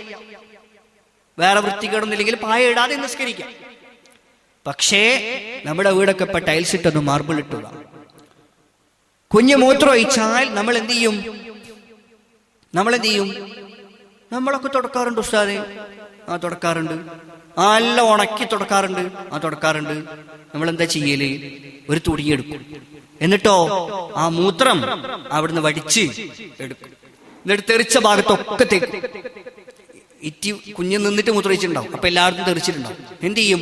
അടുത്തൊക്കെ തോർത്തു. അങ്ങനെ ഏകദേശം ഒരു വലിയൊരു ഭാഗം തോർത്തിയിട്ട് നമ്മൾ ഉണക്കിയിട്ട് വരും. സമാധാനായി. മൂത്രമല്ലേ പോയില്ലേ? പക്ഷെ അതെന്തായിട്ടില്ല? നജസിൽ നിന്ന് വൃത്തിയായിട്ടില്ല. റഹ്മത്തിന്റെ മലക്ക് അവിടെ വരൂല. എന്ത് ചെയ്യണം? ആ മൂത്രത്തിന്റെ ദശകളൊക്കെ മാറ്റിയതിനു ശേഷം എവിടെയൊക്കെയോ ആ മൂത്രം വ്യാപിച്ചിട്ടുണ്ടോ അവിടെ മേലെയൊക്കെ മുഴുവനും വെള്ളം ഒഴിക്കണം. അപ്പൊ നമ്മൾ സൂക്ഷിക്കണം. തോർത്തുമ്പോ തന്നെ എന്ത് ചെയ്യണ്ട? വലിയ ലോങ് ആയിട്ട് തോർത്തണ്ട. എന്ത് ചെയ്താൽ മതി? മൂത്രം വീണ ഭാഗം മാത്രം തോർത്തി ഒപ്പിയെടുക്കുക. കൂടുതൽ ഭാഗത്തേക്ക് ഈ തുണി വ്യാപിക്കാതെ മൂത്രം വീണ ഭാഗം മാത്രം ഫോക്കസ് ചെയ്തിട്ട് അതിന് ഒപ്പിയെടുക്കുക. എന്നിട്ട് അതേ തുണി കൊണ്ട് ആ തുണി എന്താക്കും? ബേസിൽ കൊണ്ടുപോയിട്ട് പീയും. എന്നിട്ട് അതിലേക്ക് വീണ്ടും വെള്ളം കുടഞ്ഞിട്ട് പിഴിഞ്ഞിട്ട് ഇവിടെ കൊണ്ടുവന്ന് അതിലെ തോർത്തു. വീണ്ടും ആ നജസ് എടുക്കന്നെ വീണ്ടും വന്നു. ആ ഉണങ്ങിയതും ഇല്ലാണ്ടായി. ആ നനഞ്ഞ വെള്ളത്തിൽ വീണ്ടും നജസ് വന്നു. ഉണങ്ങിയതും കൂടെ ഇല്ലാണ്ടായി. മറിച്ച് എന്താ ചെയ്യേണ്ടത്? ആ ഉണങ്ങിയ പ്രതലത്തിലേക്ക് എവിടെയെല്ലാം നജസ് തെറിച്ചിട്ടുണ്ട് എന്ന് നമുക്ക് ബോധ്യമുണ്ടോ അവിടെയൊക്കെയും ശുദ്ധമായ വെള്ളം കൊണ്ടുവന്ന് ഒഴിക്കുക. എന്ത് ചെയ്യണം? തുണി കൊണ്ട് തോർത്തിയ ഒഴിക്കണം. ഒഴിച്ചതിന് ശേഷം പിന്നെ അതിന് വെള്ളം കൊണ്ട് ഒരു തുണി എടുത്തിട്ട്, നേരത്തെയുള്ള തുണിയല്ലേ, ആ നജസ് എടുത്തുകൊണ്ടായ തുണി കൊണ്ടിട്ട് വീണ്ടും തോർത്തണ്ട, കൊളാക്കരുത്. പിന്നെയോ നല്ല തുണി എടുത്തിട്ട് തോർത്ത്. കുറച്ച് പണിയുണ്ട്. ആ കുറച്ച് പണിയെടുത്താലേ മലക്ക് വരും. മലക്ക് വരണ്ടേ? മലക്ക് വരണമെങ്കിൽ എന്ത് ചെയ്യണം? കുറച്ച് പണിയെടുക്കണം. ഇല്ലെങ്കിൽ എന്താ സംഭവിക്കുക? നിങ്ങള് സാധാരണ മാർബിൾ ഇട്ട പുരയിലും ടൈൽസ് ഇട്ട പുരയിലൊന്നും പെണ്ണുങ്ങൾ പൊതുവെ ചെരുപ്പിടാറില്ല. ആണുങ്ങളാണെങ്കിലോ ഉള്ളിലും ചെരുപ്പ് കിടും. ചെറിയ മക്കളൊക്കെ ചെരുപ്പിടൽ കുറവ്. പെണ്ണുങ്ങളാണ് വീട്ടിൽ അധികം നിസ്കരിക്കുന്ന ആളുകൾ. ഇവരെന്താ ചെയ്യാ? വുളു എടുത്തിട്ട് നിസ്കാരപ്പായയിലേക്ക് പോകും. ഏതിൽ കൂടെയാ പോന്നെ? നേരത്തെ ചെക്കൻ മൂത്രമൊഴിച്ച സ്ഥലത്തൂടെ. ആ മൂത്രം ഉണങ്ങിയിട്ടൊക്കെ ഉണ്ട്. പക്ഷെ മൂത്രം ഉണങ്ങീനി ശറവ് പറഞ്ഞ രീതിയിൽ വൃത്തിയാക്കിയിട്ടില്ല, വെള്ളം ഒഴിച്ചിട്ടില്ല. അവിടെ നിങ്ങൾ നനഞ്ഞ കാലും കൊണ്ടുപോയി തൊട്ടാൽ നിങ്ങളുടെ കാല് നജസായി. എന്നിട്ട് പോയി നേരെ നിസ്കരിക്കും. അപ്പൊ ആ നനഞ്ഞ കാലിൽ നിന്ന് നജസ് എവിടെയുമായി? മുസല്ലയിലുമായി. എല്ലാം കൊളായി. പ്രിയപ്പെട്ട ഉമ്മമാരെ ശ്രദ്ധിക്കുക. നജസ് വൃത്തിയാക്കുന്നിടത്ത് നല്ല ബോധത്തോടുകൂടി നമ്മൾ ഇടപെടണം. ടോയ്ലറ്റിൽ ചെരുപ്പ് വെക്കണം. എന്ന് പറഞ്ഞാല് പരകുടിയായെന്ന് വെച്ചത് 3 കൊല്ലായി ചെരുപ്പ് മാറ്റിയിട്ട്. അങ്ങനൊന്നും ആക്കിക്കൂടാ. ജാറിയിട്ട് വീണെന്നെല്ലാം പറയില്ലേ? ടോയ്ലറ്റിൽ ജാറിയിട്ട് വീണെന്നെല്ലാം പറയില്ലേ? കുറെ ആളെല്ലാം ജാറിയിട്ട് വീണ എങ്ങനെയാണെന്നറിയോ? മാറ്റാത്ത ചെരുപ്പില് ആ ചെരുപ്പ് ജാറിയതാ. ഒരു 3 മാസമൊക്കെ എന്ത് ചെയ്താൽ മതി? ബാത്റൂമിന്റെ ഉള്ളിൽ ചെരുപ്പ്. എന്നിട്ട് എന്ത് ചെയ്യണം? ആ ചെരുപ്പിനെ കളയണ്ട, എവിടെ കൊണ്ടുപോയിട്ടാ മതി? പുറത്ത് നമുക്ക് പല ആവശ്യത്തിനും ചെരുപ്പ് വേണ്ടേ? അപ്പം അങ്ങനെയുള്ള ചെരുപ്പിന് എന്ത് ചെയ്യാ? പുറത്തേക്ക് മാറ്റാം. എന്നിട്ട് പുതിയ ചെരുപ്പ് കൊടുന്ന് ബാത്റൂമിലിടുക. ഈ ഒരു 3 മാസം കഴിയുമ്പോ ഇതിലും കുറച്ച് എന്താ പറയാ വഴുവഴുപ്പൊക്കെ വരാൻ തുടങ്ങും. അപ്പൊ ഈ ചെരുപ്പിനെ കൊണ്ടുപോയി പുറത്തിടാം. അപ്പോഴേക്കും മറ്റേ പുറത്തിട്ട മുമ്പത്തെ ചെരുപ്പ് പോയിട്ടുണ്ടാവും. റീസൈക്ലിംഗ് അല്ലെങ്കിൽ ഡബിൾ യൂസ്, രണ്ടുപയോഗം, അങ്ങനെയൊക്കെ നമ്മൾ എന്ത് ചെയ്യാം? ഒരേ ചെരുപ്പ് തന്നെ ബാത്റൂമിൽ ഇടാൻ പാടില്ല, എന്നാൽ ചെരുപ്പ് ഇടാൻ പാടില്ല. മക്കള് ബാത്റൂമിലേക്ക് പോകുമ്പം എന്താടാ തൊപ്പിയിടാത്ത എന്ന് പറയണം. തൊപ്പി എടുക്കുന്ന ആരോട് പറയരുത്? 3 വയസ്സുള്ള കുഞ്ഞിനോട് പറയരുത്. കാരണം ഓൻ തൊപ്പി എടുക്കാൻ പോകും. എവിടെ തൊപ്പി വെച്ചിട്ടുള്ളത്? ബുക്കും മുസാഫെല്ലാം വെച്ചെടുത്ത് ഓന് പോയിട്ട് തൊപ്പി എടുക്കാനുള്ള വെപ്രാളത്തിൽ എല്ലാം തട്ടും, എല്ലാം പോകും. കുഞ്ഞിന് തൊപ്പി നിങ്ങൾ എടുത്തു കൊടുക്കണം. ചെറിയ കുഞ്ഞിനുള്ള ചെരുപ്പ് അട വെക്കണം. പ്രിയപ്പെട്ട ഉമ്മമാരെ ശ്രദ്ധിക്കണം. കുഞ്ഞുങ്ങൾക്ക് ഇടാൻ പാകത്തിലുള്ള ചെരുപ്പ് വീട്ടിന്റെ ഉള്ളിൽ വേണം. കുഞ്ഞിന് തോന്നണം ഞാനും ചെരുപ്പിട്ട് പോകേണ്ട ആളാണ് ബാത്റൂമിലേക്ക്. അപ്പൊ കുഞ്ഞ് ബാത്റൂമിലേക്ക് ചെരുപ്പിട്ട് പോകും. ചുടലയിലെ ശീലം ചുട്ടയിലെ ശീലം ചുടല വരെ. ഇത്തിരി കുഞ്ഞുണ്ടാകുമ്പോ ശീലിച്ചത് മരിക്കുന്നവരെ ഉണ്ടാവുന്നു. തിരിഞ്ഞോ? അപ്പൊ പ്രിയപ്പെട്ട ഉമ്മമാരെ, നമ്മുടെ മക്കളിൽ ശീലങ്ങൾ ഉണ്ടാക്കേണ്ടത് നമ്മളാണ്. അതുപോലെ വെള്ളം കെട്ടി നിൽക്കുന്ന സ്ഥലങ്ങൾ ഉണ്ടാവാൻ പാടില്ല. കിച്ചന്റെ വെള്ളം പോയിട്ട് എവിടെയോ കെട്ടി നിൽക്കുന്നുണ്ടെങ്കിൽ കുറച്ച് പൈസ മുതലാക്കിയാലും കുഴപ്പമില്ല, ഒരു വേസ്റ്റ് കൊണ്ടുണ്ടാക്കുക. അല്ലെങ്കിൽ കുറച്ചധികം PVC പൈപ്പുകൾ വാങ്ങിയിട്ട് അവിടെ നമ്മൾ കുഴിച്ചിട്ടിരിക്കുന്ന തെങ്ങിന്റെ ചോട്ടിലേക്ക് 1-2 തെങ്ങിന്റെ ചോട്ടിലേക്ക് അതിനെന്ത് ചെയ്യുക? മാറ്റുക. അല്ലെങ്കിൽ എന്താ പ്രശ്നം? വേറെ ആർക്കും പ്രശ്നം മാത്രമല്ല, അപ്പുറത്തെ പുരക്കാർ, തൊട്ടടുത്തുള്ള അപ്പുറത്തെ പുരക്കാർ എപ്പോഴും സ്മെല്ല. ഏടുന്ന് ഈ ഐസിഞ്ഞാന്റെ പുരയിലത്തെ കച്ചറ വെള്ളം മൊത്തം ആടെ കൊണ്ടുപോയി ഒരതിന് നോക്കുന്നുമില്ല. ഓർക്ക് എപ്പോഴും സ്മെല്ല്. എന്ന് മാത്രമല്ല, കൊതുകാണെങ്കിൽ ഭയങ്കര ഹാപ്പി, ടെങ്കടങ്കടാന്നിട്ട് ഡാൻസ് കളിക്കുന്നുണ്ടാവും അവിടെ. എന്തേ? എത്ര നല്ല സ്ഥലം, ഇഷ്ടം പോലെ കൊതുകല്ലേ ഓരോ ദിവസവും. എന്നിട്ടോ പറഞ്ഞിട്ട് മഗ്‌രിബാകുമ്പോ എല്ലാ പരുക്കും കയറും. ഇത് നമ്മൾ എന്ത് ചെയ്യും? കുടി ഉണ്ടാക്കാനുള്ള പൈസ നഷ്ടമല്ലേ നമുക്ക്. അതിന് നമ്മൾ എന്താ ചെയ്യാ? കൊതുവിനെ തരത്താൻ വേണ്ടിയിട്ട് 4 റൂമില് 4 ഓൾ ഔട്ട്, 4 ഗുഡ് നൈറ്റ് കുത്തിട്ട് വെക്കും. എത്ര ആഴ്ച ഉണ്ടാവും ഗുഡ് നൈറ്റ് വെച്ചാല്? ഒരാഴ്ച. 1 മാസമാകുമ്പം 1 റൂമിലേക്ക് വേണം 4 ഗുഡ് നൈറ്റ്. 4 റൂമിലേക്ക് പറയും 16 ഇല്ലേ? 1 മാസം 4 റൂമിലേക്ക് 16 ഗുഡ് നൈറ്റ്. എത്ര പൈസ? 1 കൊല്ലാവുമ്പോ ഒരു കുഴി കുത്തിയാ പോരേനു, അതിനൊന്നും മൂടിയാ പോരേനു. തെങ്ങിന്റെ ചോട്ടിലേക്ക് വെച്ചിട്ടുണ്ടെങ്കിൽ തെങ്ങ് ഇങ്ങനെ തടിച്ച് വരില്ലേനോ? 3 കൊല്ലാവുമ്പോ നല്ല പൊണ്ടം കിട്ടൂലേ തെങ്ങിന്ന്? നമ്മൾ ആലോചിക്കുന്നില്ല. പ്രിയപ്പെട്ട ഉമ്മമാരെ, ഇതിന് മുൻകൈയെടുക്കേണ്ടത് നിങ്ങളാണ്. നമ്മുടെ വീടിന്റെ വീടകവും വീടിന്റെ ചുറ്റുപാടും ശുദ്ധിയാക്കേണ്ടത് നമ്മളാണ്. അതിനെക്കുറിച്ച് ബോധമുണ്ടാവേണ്ടത് നമുക്കാണ്. രാവിലെ പോയിട്ട് വൈകുന്നേരം വരുന്ന ഭർത്താവിന് ചിലപ്പോൾ അത് അറിഞ്ഞോളന്നില്ല ആ പ്രയാസം. ഗൾഫിലുള്ള ഭർത്താവിന് അറിഞ്ഞോളന്നില്ല. അടുത്ത മാസം 10,000 രൂപ വരുമ്പം ആ 10,000 2 ഡ്രസ്സ്, 3 ഷർട്ടി, 4 ചെരുപ്പ് എന്ന് കണക്ക് കൂട്ടുന്നതിന് പകരം ഇങ്ങനെയുള്ള ചില കാര്യങ്ങളിലേക്കും കൂടി മാറ്റിവെക്കാൻ നമുക്ക് കഴിയണം. അപ്പോഴാണ് നമ്മൾ നല്ല കുടുംബിനിയാവുക. പ്രിയപ്പെട്ടവരെ, അതുപോലെ നനഞ്ഞ ഡ്രസ്സൊന്നും ഇരുമ്പിലും കമ്പിയിലൊന്നും കൊണ്ട് ഇടാൻ പാടില്ല. തുരുമ്പുടിക്കും ഇല്ലേ? അയലത്തെ തുരുമ്പ് നമ്മളെ ഡ്രസ്സിലും ഉണ്ടാവും. പിന്നൊന്ന് ചിലരൊക്കെ ഉണ്ട്, പിന്നെ വീടിന്റെ മുറ്റത്ത് കൊട്ടുപ്പറന്നല്ലേ പറയല്ലേ മക്കളെ നിങ്ങൾ? ഫ്രണ്ട് ഭാഗത്ത് അല്ലേ? ആടെ കൊണ്ടുപോയി അയലിട്ടു. എന്നിട്ട് ആടെ ഷട്ടിയും മറ്റു സാധനങ്ങളൊക്കെ ഇടും. നമ്മളെ ഷട്ടിയും നമ്മളെ ഇടുന്നൊക്കെ ഓര് കാണും, നാട്ടുകാർ കാണും. അങ്ങനെ ചെയ്യാൻ പാടുണ്ടോ? അതൊക്കെ കാണാത്തൊരു ഭാഗത്ത് അയൽ കെട്ടണ്ടേ? ആടെ മാത്രമേ വെയിലുള്ള ഉസ്താദേ. എന്നാലും മോശമില്ല, ആടെ കൊണ്ടുപോയി അത് ഇടണ്ട. അത് നമ്മൾ ശ്രദ്ധിക്കേണ്ടതാണ്. നമ്മുടെ ലജ്ജാബോധമാണ് അതിന് നമ്മൾ പ്രാപ്തരാക്കേണ്ടത്. നമ്മൾ അങ്ങനെ ആലോചിച്ച് ചെയ്യേണ്ടതുണ്ട്. അതുപോലെ പിന്നെ ഈ ജനലിന്റെ കമ്പിയിലൊന്നും ഡ്രസ് ഇട്ടിട്ട് വെക്കാൻ പാടില്ല. അതിൽ നിന്നൊക്കെ എന്ത് ചെയ്യും? തുരുമ്പുകൾ വസ്ത്രത്തിലേക്ക് വരും. അതുപോലെ കാണുന്ന ആളുകൾക്കൊക്കെ മോശമാണ്. അത്തരം കാര്യങ്ങൾ നമ്മൾ വീടിൽ ചെയ്യാൻ പാടില്ല. വീടുണ്ടാക്കുമ്പോൾ ശ്രദ്ധിക്കേണ്ട കുറെ കാര്യങ്ങൾ അതൊക്കെയാണ്. എവിടെയാണ് നമ്മൾ അയലിടുക? ആർത്തിടൽ എവിടെയാണ്? നനഞ്ഞാൽ ഡ്രസ്സ് എവിടെ കൊണ്ടുപോയി ഇടണം? നമ്മൾ തോർത്ത് എവിടെ കൊണ്ടുപോയി ഇടണം? എവിടെ കൊണ്ടുപോയി ഇടല്? തോർത്തിയത് ഇടുന്ന് ബെഡ്റൂമിൽ നിന്ന്. അപ്പൊ തോർത്ത് എവിടെ ഉണ്ടാവും? ചുരുട്ടിയിട്ട് പറയും ബെഡില് അല്ലേ? അല്ലെങ്കിൽ എടെ കസേരയില്. ആറ് കസേര ഉണ്ടാവും. 6 കസേരയില് 6 തോർത്ത്, 6 തോർത്ത്. നല്ല രസമുണ്ടല്ലേ കാണാൻ, ചണ്ടി തോർത്തൽ. ഇതൊക്കെ നമ്മൾ ശ്രദ്ധിക്കേണ്ടതാണ്.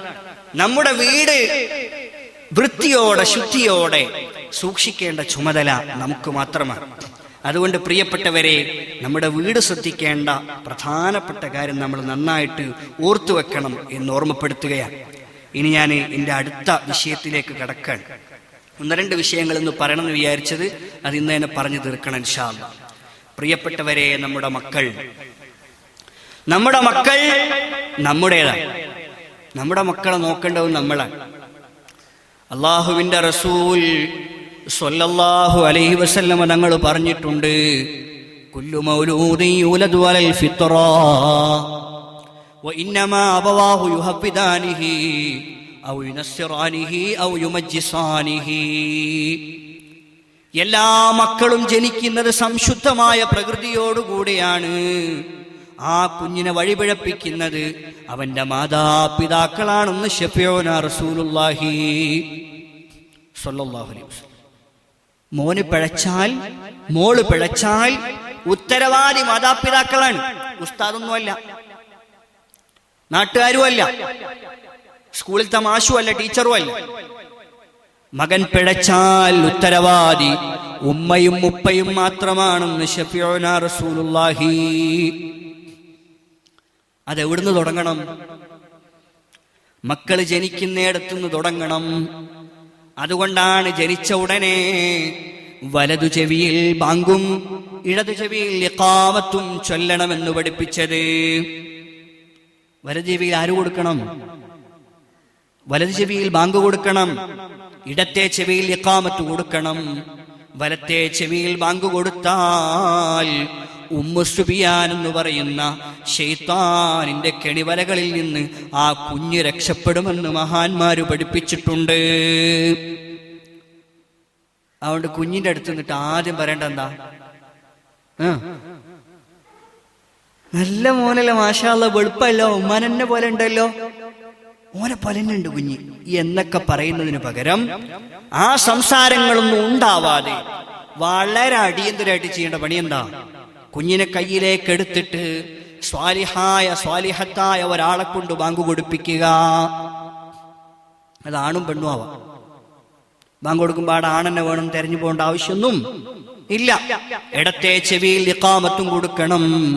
അതുപോലെ ഇടത്തെ ചെവിയിൽ വലത്തെ ചെവിയിൽ സൂറത്തുൽ ഇഖ്ലാസ് ഓതി കൊടുക്കണം. ഖുൽ ഹുവല്ലാഹു അഹദ്. കുഞ്ഞിന്റെ ഈമാൻ തെറ്റൂല. കുഞ്ഞ് പിന്നൊരുത്തന്റെ കൂടെ ഓടിപ്പോവില്ല. കുഞ്ഞ് വലുതാവുമ്പം സ്കൂളിൽ കണ്ട ചെക്കന്റെ കൂടെ പോവില്ല. അതിനെന്തു വേണം? കുഞ്ഞിന്റെ മനസ്സിലേക്ക് ആദ്യമായിട്ട് ഇട്ടുകൊടുക്കേണ്ട സന്ദേശം അല്ലാഹു അക്ബർ എന്ന് പറഞ്ഞിട്ട്, ലാ ഇലാഹ ഇല്ലല്ലാഹ് എന്ന് പറഞ്ഞിട്ട് സൂറത്തുൽ ഇഖ്ലാസ് ഓതി കൊടുക്കണം. ഖുൽ ഹുവല്ലാഹു അഹദ് അത് ഓതി കൊടുക്കണം. എന്നിട്ട് ശൈത്താനിൽ നിന്ന് കാവൽ ചോദിക്കണം. ഇന്നി ഉഈദുഹാ ബിക വദുർരിയതഹാ മിനശ് ശൈത്താനിർ റജീം എന്ന വിശുദ്ധ ഖുർആനിലെ ആയത്ത് ഓതി കൊടുക്കണം.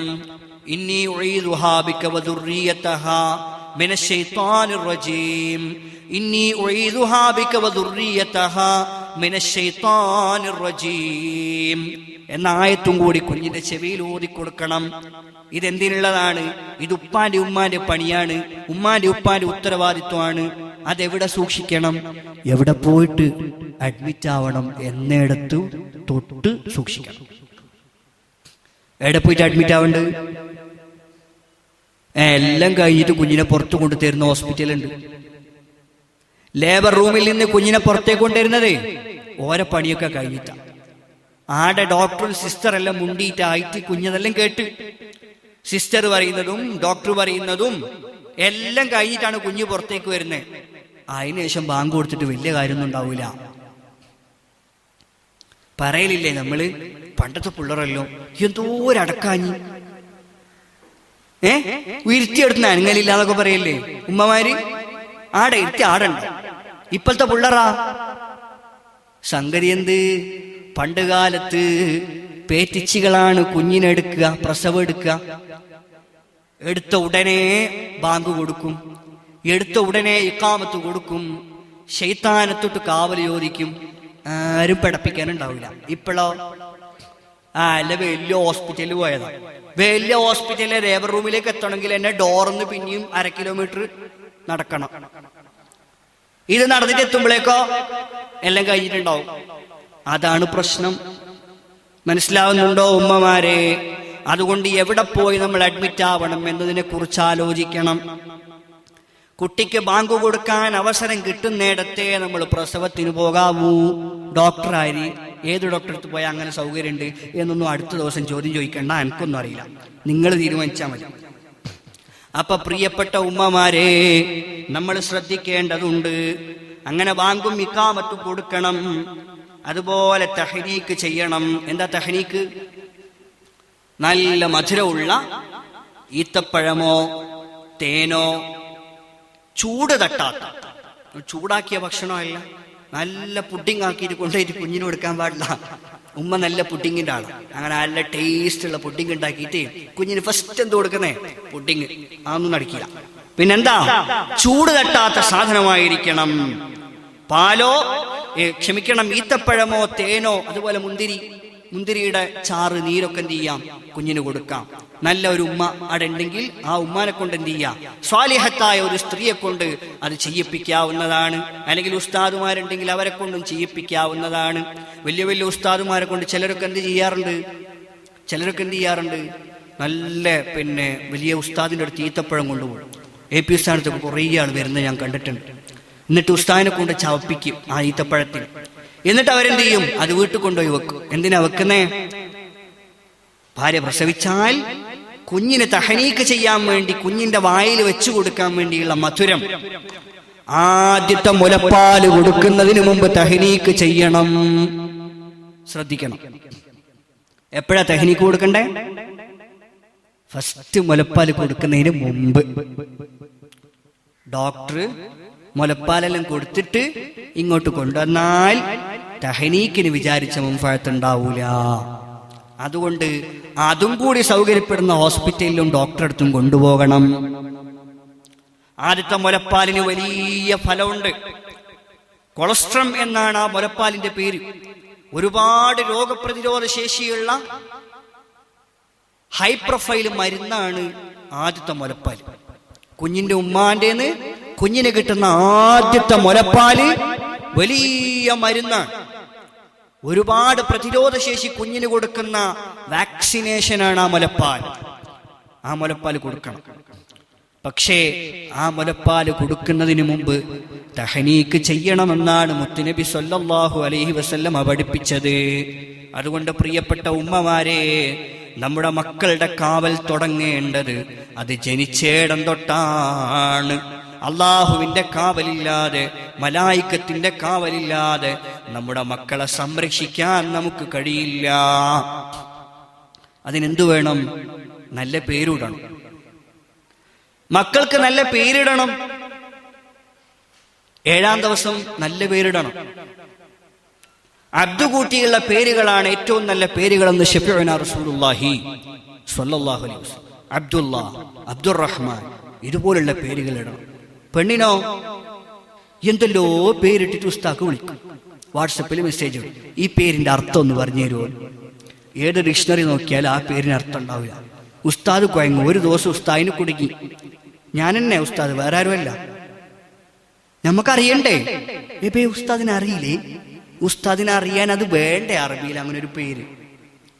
ഏടിയോ കേട്ട് യൂട്യൂബിൽ കണ്ട പേരൊക്കെയാണ് പേരിടുന്നത്. എന്നിട്ട് പറയും ഉസ്താദെ പേരിട്ടിട്ടുണ്ട് കുഞ്ഞിന്, ഇതിന്റെ അർത്ഥം ഒന്ന് പറഞ്ഞു തരുമോ? പ്രിയപ്പെട്ട ഉമ്മമാരെ, നിങ്ങളുടെ മക്കളുടെ പേരിന് വേണ്ടി നിങ്ങൾ ഗൂഗിളിൽ തപ്പുന്നതിന് പകരം നിങ്ങളുടെ മൗലിദിന്റെ കിതാബ് ഒന്ന് എടുത്തിട്ട് ആ കിതാബിലെ ഹദീസുകളൊന്ന് ഓതിയാൽ ബറക്കത്തുള്ള നന്മയുള്ള പേരുകൾ അവിടെ നിങ്ങൾക്ക് ലഭ്യമാണ്. എത്ര നല്ല നല്ല പേരുകളാണ് അവിടെയുള്ളത്. സ്വഹാബത്തിന്റെ പേരുണ്ട്, നബിമാരുടെ പേരുണ്ട്, താബിഈകളുടെ പേരുണ്ട്, മുഹദ്ദിസീങ്ങളുടെ പേരുണ്ട്, മുഫസ്സിരീങ്ങളുടെ പേരുണ്ട്, ലോകത്തറിയപ്പെട്ട മഹദികളായ ഉമ്മമാരുടെ പേരുണ്ട്. ആ പേരൊന്നും വേണ്ടാതെ പുതിയ മോഡൽ പേര് വെച്ചാൽ അവിടെ നിന്ന് തുടങ്ങി കേട്ടോ ശൈത്താനിന്റെ കൈകടത്തലുകൾ. അതുകൊണ്ട് പ്രിയപ്പെട്ട ഉമ്മമാരെ, നമ്മുടെ മക്കളുടെ ജീവിതം നന്നാവണമെങ്കിൽ, പടച്ച റബ്ബിന്റെ പൊരുത്തത്തോടെ മക്കള് ജീവിക്കണമെങ്കിൽ മുത്തുനബി പറഞ്ഞിട്ടുണ്ട്, മാതാപിതാക്കൾ ശ്രദ്ധിക്കണം. ഇന്ന മിൻ ഹഖ്ഖിൽ വലദി അലൽ വാലിദി, ഒരു രക്ഷിതാവിന്റെ കടമയാണ്, കുഞ്ഞിനോടുള്ള ബാധ്യതയാണ്, അൻയുഹ്സിന ഇസ്മഹു അൻയുഹ്സിന ഇസ്മഹു വ അൻയുഹ്സിന അദബഹു, നല്ല പേരിട്ട് കൊടുക്കുക, നല്ല ശീലങ്ങൾ പഠിപ്പിക്കുക. ഇത് രക്ഷിതാവിന്റെ ബാധ്യതയാണ്. അത് ഇവിടെ നിബിധങ്ങൾ പറഞ്ഞു ഒന്ന് നോക്കിയേ. ഹഖ്ഖുൽ വലദി അലൽ വാലിദി, ഉപ്പാന്റെ ചുമതലയാണ്. വാലിദ് എന്നുള്ള പ്രയോഗം നടത്തി, രണ്ടാളും അതിൽ പെടും. എന്നാലും ഉപ്പ എന്നാണ് പറഞ്ഞത്. അതെന്തിനാ? ഉപ്പ കുറച്ച് റോൾ അധികം വഹിക്കണം. മതി. എന്തേ? ഉമ്മാക്ക് ചിലപ്പോ പിരിസം കൊണ്ട് എന്തെല്ലോ തോന്നിപ്പോ, അങ്ങനെ ഇങ്ങനെയൊക്കെ പേരിടാൻ തോന്നിപ്പോ. അപ്പൊ ഉപ്പ കുറച്ച് സ്ട്രോങ് ആണ്. അടെ പൊന്നുമോളെ, നമ്മളെ കുഞ്ഞല്ലേ, പടച്ചോനൊന്ന് തന്നതല്ലേ. എത്ര ആൾക്കാരുണ്ട് 8 10 കൊല്ലായിട്ട് ഒരു കുഞ്ഞു പോലും കിട്ടാത്തത്. എത്ര ആൾക്കാരുണ്ട് ഒരു കുഞ്ഞിക്കാല് കാണാൻ വേണ്ടി കൊതിച്ചിരിക്കുന്നത്. അതിന്റെ ഇടക്ക് പടച്ചോ നമുക്ക് തന്ന നിയമത്ത്, ഇതിന് അള്ളാഹു നബിക്ക് ഇഷ്ടമില്ലാത്തൊരു പേരും വിളിച്ചിട്ട് നമ്മൾ കളയണോ? നന്ദികേട് കാണിക്കണോ? നാളെ പടച്ചോ ഇതിനെ തിരിച്ചു കൊണ്ടുപോയാലോ എന്ന് വൈകാരികമായി നിൽക്കുന്ന ഭാര്യയോട് പറയാൻ പക്വതയുള്ള ഒരു ഭർത്താവ് വേണം. അപ്പൊ നല്ല പേര് വരും, അപ്പൊ കുഞ്ഞിന് നല്ല പേര് കിട്ടും, മലക്കുകളുടെ കാവലുണ്ടാകും. അതുകൊണ്ട് പ്രിയപ്പെട്ട ഉമ്മമാരെ, മക്കളെ നമ്മൾ അദബ് പഠിപ്പിക്കുന്നിടത്ത് ആദ്യത്തെ കർമ്മങ്ങളൊക്കെ കൃത്യമായി ചെയ്തിരിക്കണം.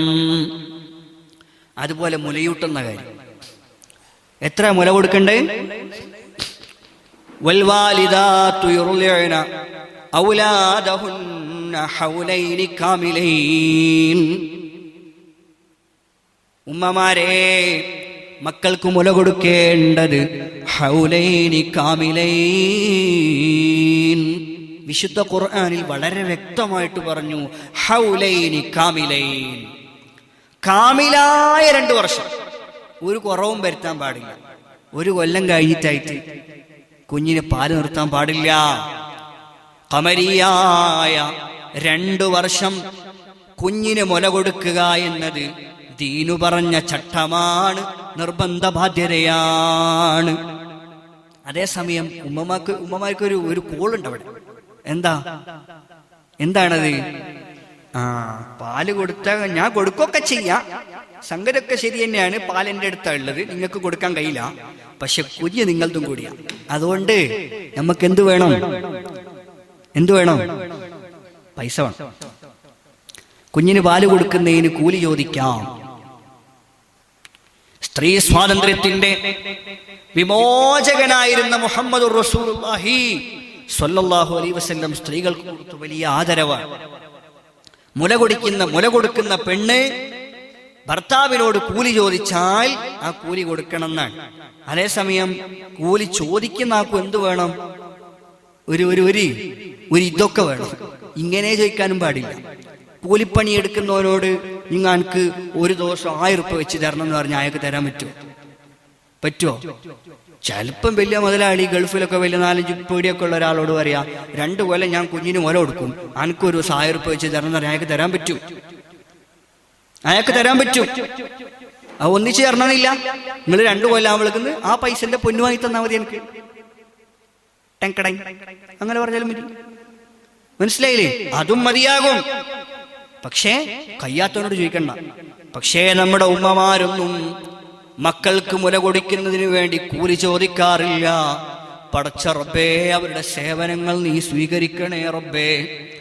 അങ്ങനെ മുല കൊടുത്തിട്ട് കഷ്ടപ്പെട്ടും മുല പൊട്ടിയിട്ടും വീർത്തു വന്നിട്ടും വ്രണം വന്നിട്ടും വേദന സഹിച്ചിട്ടും ചൊട്ട് വീങ്ങിയിട്ടും കുട്ടികൾ അവിടെ കടിക്കുമ്പോൾ വേദന സഹിച്ചിട്ടും മുല കൊടുത്ത ഉമ്മമാർ, ആ ഉമ്മമാരെ ധിക്കരിച്ചുകൊണ്ട് മക്കൾ ജീവിക്കുമ്പം ആ ഉമ്മ അനുഭവിക്കുന്ന വേദന എത്ര വലുതാണ്, ആ ഉമ്മയുടെ സങ്കടം എത്ര വലുതാണ്. കെട്ടിക്കാൻ പ്രായമായ സമയത്ത് ആ കുഞ്ഞ് മറ്റൊരുത്തന്റെ കൂടെ ഒളിച്ചോടിപ്പോകുമ്പോ തന്റെ കുഞ്ഞിന്റെ കല്യാണ മണ്ഡപത്തെ സ്വപ്നം കണ്ടിരുന്ന ആ ഉമ്മയുടെ മനസ്സ് വിങ്ങിപ്പൊട്ടുന്നത് എത്ര മാത്രമാണ്. പടച്ച റബ്ബേ, ഞങ്ങളുടെ ഉമ്മമാരെയെല്ലാം നീ കാക്കണേ അല്ലാ, ഞങ്ങളുടെ ഉമ്മമാരെയെല്ലാം നീ കാക്കണേ അല്ലാ, ഞങ്ങളുടെ മക്കൾക്ക് നീ നല്ല ഈമാൻ കൊടുക്കണേ അല്ലാ. പ്രിയപ്പെട്ട ഉമ്മമാരെ, നിങ്ങൾ അന്ന് അനുഭവിക്കുന്ന ആ ത്യാഗത്തിനൊക്കെയും നല്ല ഫലം നിങ്ങൾക്കുണ്ടാവണമെങ്കിൽ നല്ല പേര് വിളിക്കണം, നല്ല രൂപത്തിൽ പ്രസവത്തിന്റെ ചടങ്ങുകൾ കഴിക്കണം, ആർഭാടം വേണ്ട. പണ്ടൊക്കെ ചീരണി ഉണ്ടായി, ചീരണി മൗലീദ് എന്നാ പറയും. ഇപ്പോ എന്തൊക്കെയോ അതിന്റെ പേര് എനിക്കിപ്പോ കിട്ടുന്നില്ല. തൊട്ടില് കെട്ട് എന്നുള്ളത് ക്രാഡിൽ സെറിമണിയായി. അതേസമയം ഈ ചീരണി കഴിക്കുന്ന പരിപാടിക്ക് ഇപ്പൊ എന്തോ ഒരു പേര്. പടച്ച റബ്ബേ, എന്തൊരാഘോഷമാണ്, എന്തൊരാഭാസമാണ്. എങ്ങനെയാ മക്കൾ ഇരുന്നെടുത്തിരിക്കല്, എങ്ങനെയാ മക്കളെ ശരീരത്തിൽ ശൈത്താൻ കടക്കാതിരിക്കല്. അന്നത്തെ ഡാൻസും പാട്ടും തന്നെ പോരേ, നിങ്ങളുടെ പൊക്കിൾക്കടിയിൽ കൂടി ആ കുഞ്ഞിലേക്ക് ആ മെസ്സേജുകൾ എത്താൻ ആ കുഞ്ഞ് ഗർഭാശയത്തിന് ഡാൻസ് കളിച്ചിട്ടുണ്ടാവും. പ്രിയപ്പെട്ട ഉമ്മമാരെ, നമ്മൾ ശ്രദ്ധിക്കേണ്ടതുണ്ട്. അപ്പം മുലപ്പാല് നമ്മൾ കൊടുക്കണം, കൊടുത്തിട്ട് കൂലി വേണമെങ്കിൽ ചോദിക്കാം, തരാൻ ബാധ്യസ്ഥനാണ് നിങ്ങളുടെ ഭർത്താവ്. പക്ഷേ മക്കളോടുള്ള സ്നേഹം കൊണ്ട്, മക്കളോടുള്ള ഇഷ്ടം കൊണ്ട് ഒരു ഉമ്മയും കൂലി ചോദിക്കാറില്ല. അതുകൊണ്ടാണ് മക്കളെ, ഈ ഉമ്മമാരും നിങ്ങളൊരു ഉമ്മയുടെ മക്കളാണ്. ഇവിടെ ഇരിക്കുന്ന കുഞ്ഞു പെങ്ങന്മാരും ഒരു ഉമ്മയുടെ മക്കളാണ്. അതുകൊണ്ടാണ് പടച്ച റബ്ബിന്റെ പ്രിയപ്പെട്ട ഹബീബ് സല്ലല്ലാഹു അലൈഹി വസല്ലം തങ്ങൾ പറഞ്ഞത്, അൽ ജന്നത്തു തഹ്ത അഖ്ദാമിൽ ഉമ്മഹാത്ത്. ഉമ്മമാരുടെ കാലിന്റെ അടിയിലാണ് സ്വർഗം. ഉമ്മമാരെ അനുസരിക്കുന്നിടത്താണ് സ്വർഗം. ഉമ്മമാർക്ക് ഖിദ്മത്ത് ചെയ്യുന്നിടത്താണ് സ്വർഗം. ഉമ്മയെ സ്നേഹിക്കുന്നിടത്താണ് സ്വർഗം.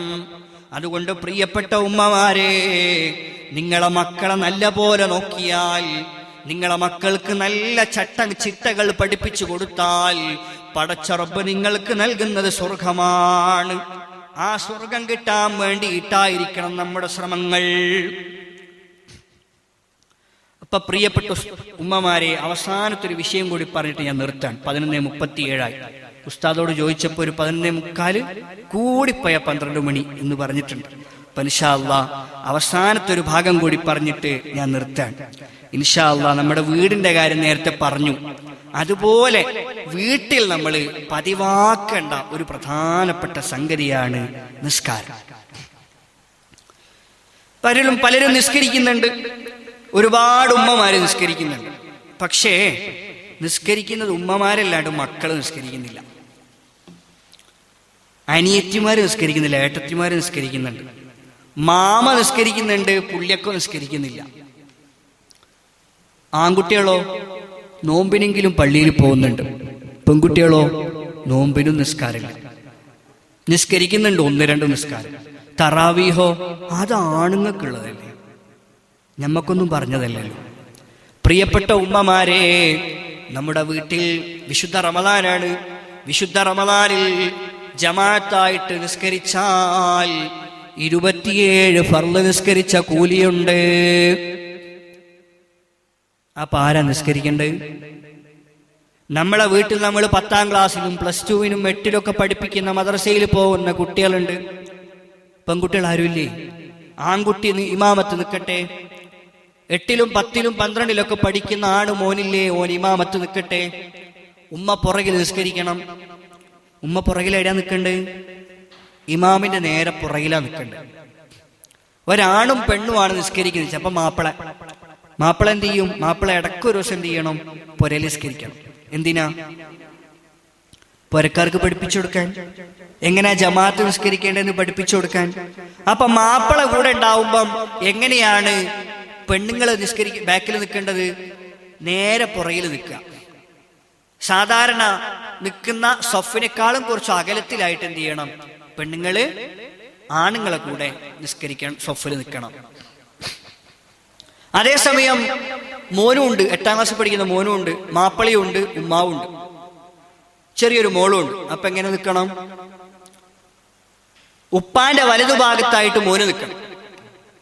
ഉപ്പാന്റെ വലതുഭാഗത്തായിട്ട് മോന് നിൽക്കണം. സഫ് പൂർത്തിയാക്കിയിട്ടല്ല, സഫിന്റെ വിടവ് കഴിഞ്ഞിട്ടല്ല, കുറച്ച് മുന്നിലേക്ക് വന്ന് നിൽക്കണം. മക്കളൊക്കെ കണ്ടിട്ടില്ലേ നിസ്കരിക്കുമ്പം 2 ആള് മാത്രം ഉണ്ടാവും ഇമാമിന്റെ സൈഡിൽ നിൽക്കുന്നത്? അതുപോലെ നിൽക്കണം. എന്നിട്ടോ ഈ കുട്ടിയുടെ നേരെ പുറകിലായിട്ട് ആര് നിൽക്കണം? ഉമ്മയും ആ മോളും നിൽക്കണം. അങ്ങനെയാണ് നിസ്കരിക്കേണ്ടത്. അതേസമയം ജമാഅത്തായിട്ട് പെണ്ണുങ്ങൾ മാത്രമേ ഉള്ളൂ, ഹാഫിളത്തായ മോളുണ്ട്, അല്ലെങ്കിൽ +2 പഠിക്കുന്ന 10ാം ക്ലാസ്സിൽ പഠിക്കുന്ന മദ്രസയിൽ +2 10ാം ക്ലാസ്സിൽ പഠിക്കുന്ന പെണ്ണുണ്ട് അറിഞ്ഞാൽ ചിലപ്പോൾ ആൾക്കാരൊക്കെ ചിന്തിക്കും, അങ്ങനെയുണ്ട്, 10ലും +2ലൊക്കെ പഠിക്കുന്ന പെണ്ണുണ്ടോ? അതെന്തുപ്പാ? കാരണം എന്തേ? 7ലൊക്കെ 8ലൊക്കെ എത്തുമ്പോഴേക്ക് മദ്രസയിലേക്ക് വരലില്ല. പിന്നെ ഉസ്താദ് ചോദിക്കൂ, എന്തേ മോളെ അയക്കാത്ത ഐശുവിനെ? അല്ല, ഓള് വലുതായില്ല ഉസ്താദ്, ഓളിപ്പ ഏടെ പോന്നെ? ഓളിപ്പോ മംഗലാരത്ത് പഠിക്കുന്നുണ്ട്. അപ്പൊ വലുതായിട്ട നാട്ടിലെ മദ്രസയിലേക്ക് വരുമ്പോഴേക്ക് ഓള് വലുതായിപ്പോയി, ഓളെന്തെങ്കിലും പഠിച്ചില്ല. ഓളെ ബുദ്ധി ചലിക്കാൻ തുടങ്ങിയത് ഇപ്പഴാ, അഖീദ പഠിക്കാൻ തുടങ്ങുന്നത് ഇപ്പഴാ, അള്ളാഹ് എന്താന്ന് മനസ്സിലാക്കാൻ തുടങ്ങുന്ന പ്രായമായിട്ടേ ഉള്ളൂ, നബി ആരാന്ന് പഠിക്കാൻ തുടങ്ങുന്ന പ്രായമായിട്ടേ ഉള്ളൂ. അപ്പോഴേക്കും എന്തായി? ഓളെ മദ്രസ നിർത്തി. എന്നിട്ട് ഓളെ കൊണ്ടാക്കിയതേടെ? ഓളെ MBBS-നും മറ്റിനും മറിച്ചിനൊക്കെ പഠിക്കാൻ മംഗലാരത്തും അയക്കും, എല്ലായിടത്തും അയക്കും. ഓക്ക് എന്തെങ്കിലും അറിയോ അള്ളാരെന്ന്? പിന്നെ ഓള് പായാണ്ടിക്കോ? അപ്പൊ പ്രിയപ്പെട്ട ഉമ്മമാരെ, നമ്മൾ ആലോചിക്കേണ്ട കുറെ കാര്യങ്ങളാണ്.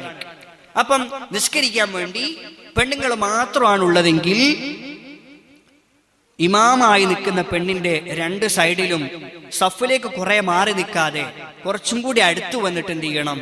2 സൈഡിലായിട്ട് പെണ്ണുങ്ങൾ നിസ്കരിക്കണം. ഒരാൾ മാത്രം ഉണ്ടെങ്കിൽ വലതുഭാഗത്ത് നിന്നാൽ മതി, 2 ആളുണ്ടെങ്കിൽ ഒരാൾ ഇടതുഭാഗത്ത് നിൽക്കുക, 2 ആളും വലതുഭാഗത്ത് നിൽക്കരുത്. ഇനി 3ാമത്തെ ഒരാൾ വന്നാലോ അടുത്ത ആൾ നിൽക്കേണ്ടത് വലതുഭാഗത്താണ്. അങ്ങനെയാണ് നമ്മൾ സഫ് പൂർത്തിയാക്കേണ്ടത്. ഇങ്ങനെ നമ്മൾ നിസ്കരിക്കാൻ വേണ്ടി പ്രത്യേകം ശ്രദ്ധിക്കണം. ജമാഅത്തിന്റെ കുറെ കാര്യങ്ങളുണ്ട്. ജമാഅത്തായിട്ട് നിസ്കരിക്കുമ്പോഴാണ് ആ കാര്യങ്ങൾ അറിയുക. പലപ്പോഴും ആണുങ്ങൾക്കൊക്കെ ഒരു പരിധി വരെ പള്ളിയിലൊക്കെ നിസ്കരിക്കുന്നതുകൊണ്ട് ജമാഅത്തിന്റെ മസലകളൊക്കെ അറിയാം. പക്ഷേ പലപ്പോഴും പെണ്ണുങ്ങൾക്ക് ഇത്തരം മസലകൾ അറിയാറില്ല. അറിയാത്തതിന്റെ പേരിൽ പലരും എന്ത് ചെയ്യും? നിസ്കരിക്കാണ്ടിരിക്കുകയും ചെയ്യും. ജമാഅത്തായിട്ട് നിസ്കരിക്കൂല. മോള് നിസ്കരിക്കലുണ്ട്, ഉമ്മാവ് നിസ്കരിക്കലുണ്ട്, കാത്തുക്കല, ക്യൂ. എന്തിന്? ആദ്യം ടോയ്ലറ്റിൽ പോവാന് ഒരാൾ ഒന്ന് കൊടുക്കുന്നു, ഇനി മറ്റാൾ വരുന്നു, 2ാമത്തെ ആൾ ഒന്ന് കൊടുക്കാൻ പോകുന്നു, പിന്നെ വരുന്നു. എന്നിട്ടോ മുസല്ലിയും ഒന്നേ ഉള്ളൂ. അപ്പം മോള് നിസ്കരിച്ചിട്ട് കഴിയാൻ വേണ്ടിയിട്ട് ഉമ്മ, അല്ലെ ഉമ്മ നിസ്കരിച്ച് ചെയ്യാൻ വേണ്ടിയിട്ട് മോള്. ഇടക്ക് ഉമ്മ ചൂടാവും, കറിയല്ല ആവാൻ, ഇനി ഒരു ബേ നിസ്കരിച്ച എങ്ങനെയുണ്ട്? ബേ നിസ്കരിച്ചിട്ട് വരാൻ വേണ്ടിയിട്ട്. അങ്ങനെ ഓള് നിസ്കാരമെല്ലാം സ്പീഡാക്കുകയും ചെയ്യും. ഓളോട് പറഞ്ഞു ഉസ്താദ്, സൂറത്ത് ഫാത്തിഹ മാത്രം ഓതിയാ പോരാ മോളെ, എന്തു വേണോ? ആദ്യത്തെ 2 റക്അത്തിലും സൂറത്ത് ഓതണം മോളെ എന്നല്ല പറഞ്ഞു. അങ്ങനെ ഓളെന്താക്കി? കുല്ലല്ലാ, എപ്പോഴും കുല്ലല്ലാ തന്നെയല്ലേ, ഇന്നൊരു വല്ലുഹാവല്ലയിൽ ഓതാൻ നേരത്തെ ഓതിയത്. അപ്പോഴേക്കാണ് ഉമ്മ അടച്ചു കൂടാന്ന്. ഞാൻ എത്ര സമയം ഒന്നു കൊടുത്തിട്ട് കാത്തുക്കുന്ന, നീ എന്താ മതിയാക്കിയിട്ട് വരാത്തേ? അങ്ങനെ ഓളെന്താക്കി? വല്ലുഹ പകുതിയിൽ നിർത്തിയിട്ട് വേഗം പോയി. അപ്പൊ പ്രിയപ്പെട്ട ഉമ്മമാരെ, ഈ ഒറ്റക്കൊറ്റക്ക് നിസ്കരിക്കുന്നതിനു പകരം ജമാഅത്തായിട്ട് നിസ്കരിച്ചാൽ, പ്രത്യേകിച്ചും വിശുദ്ധ റമളാനിൽ 27 ഫർള് നിസ്കരിച്ച കൂലി കിട്ടുന്ന കാര്യമാണ്. പിന്നെ ചിലരുണ്ട് ഇമാമ്, അത് ചില കുട്ടികളുണ്ട്, അല്ലാഹു അക്ബർ എന്ന് ഇമാമ് കൈയ്യട്ടുമ്പോഴെന്നെ അല്ലാഹു അക്ബർ ചൊല്ലിട്ടാണ്. അപ്പൊ എന്താവൂല? ജമാഅത്തിന്റെ കൂലി കിട്ടൂല. ജമാഅത്തിന്റെ കൂലി കിട്ടൂല മാത്രം നിസ്കാരം പാത്തില്ല. ഇമാമിനെക്കാളും മുന്നെയോ ഇമാമിനോടൊപ്പമോ തക്ബീറത്തുൽ ഇഹ്റാം ചെല്ലാൻ പാടില്ല. ഇമാമ് തക്ബീറത്തുൽ ഇഹ്റാം ചൊല്ലിക്കഴിഞ്ഞ് കൈകെട്ടിയതിന് ശേഷമാണ് എന്ത് ചെയ്യേണ്ടത്? മഅ്മൂമ് കൈകെട്ടേണ്ടത്. മഅ്മൂം എന്ത് കരുതും വേണം? ഇമാമിനോടൊപ്പം ഞാൻ നിസ്കരിക്കുന്നു എന്ന് കരുതണം. 3 ഫർളുകളില്ലേ നിയ്യത്തില്? എന്തൊക്കെ നിർബന്ധമായിട്ട് കരുതണം? ഞാൻ നിസ്കരിക്കുന്നു എന്ന് കരുതണം, ഫർളാന്ന് കരുതണം, ഇന്ന നിസ്കാരമാണെന്ന് കരുതണം. അപ്പൊ ളുഹർ നിസ്കരിക്കുകയാണെങ്കിൽ എന്റെ മേൽ ഫർളായ ളുഹർ നിസ്കാരം ഞാൻ നിസ്കരിക്കുന്നു എന്ന് കരുതണം. മിനിമം ആ 3 ഫർളായ ചിന്തകൾ നിർബന്ധമായിട്ടുണ്ടാവണം, അപ്പോഴേ നിയത്താവും. ഇനി ഇമാമോടൊപ്പം ആണെങ്കിലോ മഅൽ ഇമാമി, ഇമാമോടുകൂടെ ഞാൻ നിസ്കരിക്കുന്നു എന്നുകൂടി കരുതണം. എന്നാലേ ജമാഅത്തിന്റെ കൂലി കിട്ടൂ, എന്നാലേ നിസ്കാരം സ്വഹിയാവും. ജമാഅത്തിന്റെ കൂലി കിട്ടുന്ന മാത്രമല്ല, നിസ്കാരം സ്വഹിയാവുള്ളൂ. ഇല്ലെങ്കിൽ ഇമാമ് പോകുന്ന പോലെ നമുക്ക് പോകാൻ പറ്റൂല. ഇമാമിന്റെ കൂടെ ഒന്ന് കരുതണം, എന്നാലേ ഇമാമിന്റെ കൂടെ ഇമാമ് പോകുന്ന അനുസരിച്ച് പോകാൻ പറ്റുള്ളൂ. അങ്ങനെ കരുതാതെ ഇമാമിന്റെ കൂടെ ഒക്കെ പോയാൽ നമ്മുടെ നിസ്കാരം ബാത്തിലാണ്. അതേസമയം ഇമാമായിട്ട് നിൽക്കുന്ന പെണ്ണ്, അവരെ മനസ്സിൽ എന്ത് വേണം? ഞാൻ ഇമാമായിട്ട് നിസ്കരിക്കുകയാണ് എന്നുള്ള കരുതൽ വേണം. ഇനി അങ്ങനെ കരുതിയില്ലെങ്കിലും അവരുടെ നിസ്കാരം ബാത്തിലാവും, പക്ഷെ ജമാഅത്തിന്റെ കൂലി കിട്ടും. കരുതിയാൽ ജമാഅത്തിന്റെ കൂലി കൂടി കിട്ടും, കരുതിയില്ലെങ്കിലോ മഅ്മൂമിന്റെ നിസ്കാരം ബാത്തിലാകുന്നത് പോലെ ഇവരെ നിസ്കാരം ബാത്തിലാകും. ആ ഒരു സമാധാനമാണ്, അതൊന്ന് ശ്രദ്ധിക്കേണ്ടതാണ്. അതുപോലെ പ്രിയപ്പെട്ട ഉമ്മമാരെ, നമ്മള് നിസ്കാരത്തില് പലപ്പോഴും ഞാൻ ശ്രദ്ധിച്ചൊരു കാര്യമാണ്, പെണ്ണുങ്ങൾ നിസ്കരിക്കുമ്പോൾ ഒരു തുടക്കത്തിൽ പോയി ഒന്നിച്ചെല്ലാവരും ഉണ്ടെങ്കിൽ ജമാഅത്തായിട്ട് തുടങ്ങും. ഇടയിൽ പോയിട്ട് കൂടുന്ന പരിപാടിയില്ല. എന്ന് പറഞ്ഞാൽ 3 റക്അത്തായി, പുരയിലത്തെ മോള് നിസ്കരിക്കുന്നുണ്ട്. 3 റക്അത്തായപ്പോഴാണ് ഉമ്മ പണിയെല്ലാം കഴിഞ്ഞ് വുളു കൊടുത്തിട്ട് വന്നത്. ഉമ്മ പിന്നെന്താ ചെയ്യല്? മോളെ കാത്തിക്കല, സലാം വിട്ടാൻ വേണ്ടി. അതിനു പകരം 4ാമത്തെ റക്അത്തിൽ മോള് നിൽക്കുമ്പോ തന്നെ എന്ത് ചെയ്യാ? മോളുടെ കൂടെ ഇമാമോട് കൂടെ ഞാൻ നിസ്കരിക്കുന്നു റെഡി നിയത്ത് വെച്ച് നിസ്കരിക്കുക. എന്നിട്ടോ മോള് സലാം വീട്ടി കഴിഞ്ഞാൽ ബാക്കി 3 റക്അത്ത് തിരിച്ചെടുക്കുക.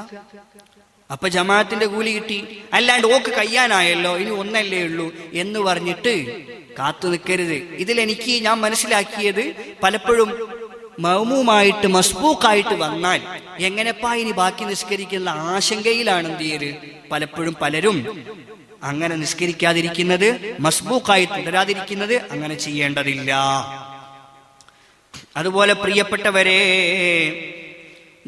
ജമാഅത്തായിട്ട് നിസ്കരിക്കുന്ന സമയത്ത് 2ാമത്തെ അത്തഹിയാത്ത്, ക്ഷമിക്കണം 1ാമത്തെ അത്തഹിയാത്ത്, 2ാമത്തെ റക്അത്തിലെ 1ാമത്തെ അത്തഹിയാത്ത്, ആ അത്തഹിയാത്തിൽ ഇമാമിന് മറന്നു, ഇമാമ് നേരെ എണിച്ചിട്ട് പോയി. അപ്പൊ നമ്മൾ എന്ത് ചെയ്യണം? നമ്മൾ ഇമാമിന്റെ കൂടെ എണിക്കണം. അവിടെ നമ്മൾ എന്ത് ചെയ്യാൻ പാടില്ല? അത്തഹിയാത്തിൽ ഇരിക്കാൻ പാടില്ല.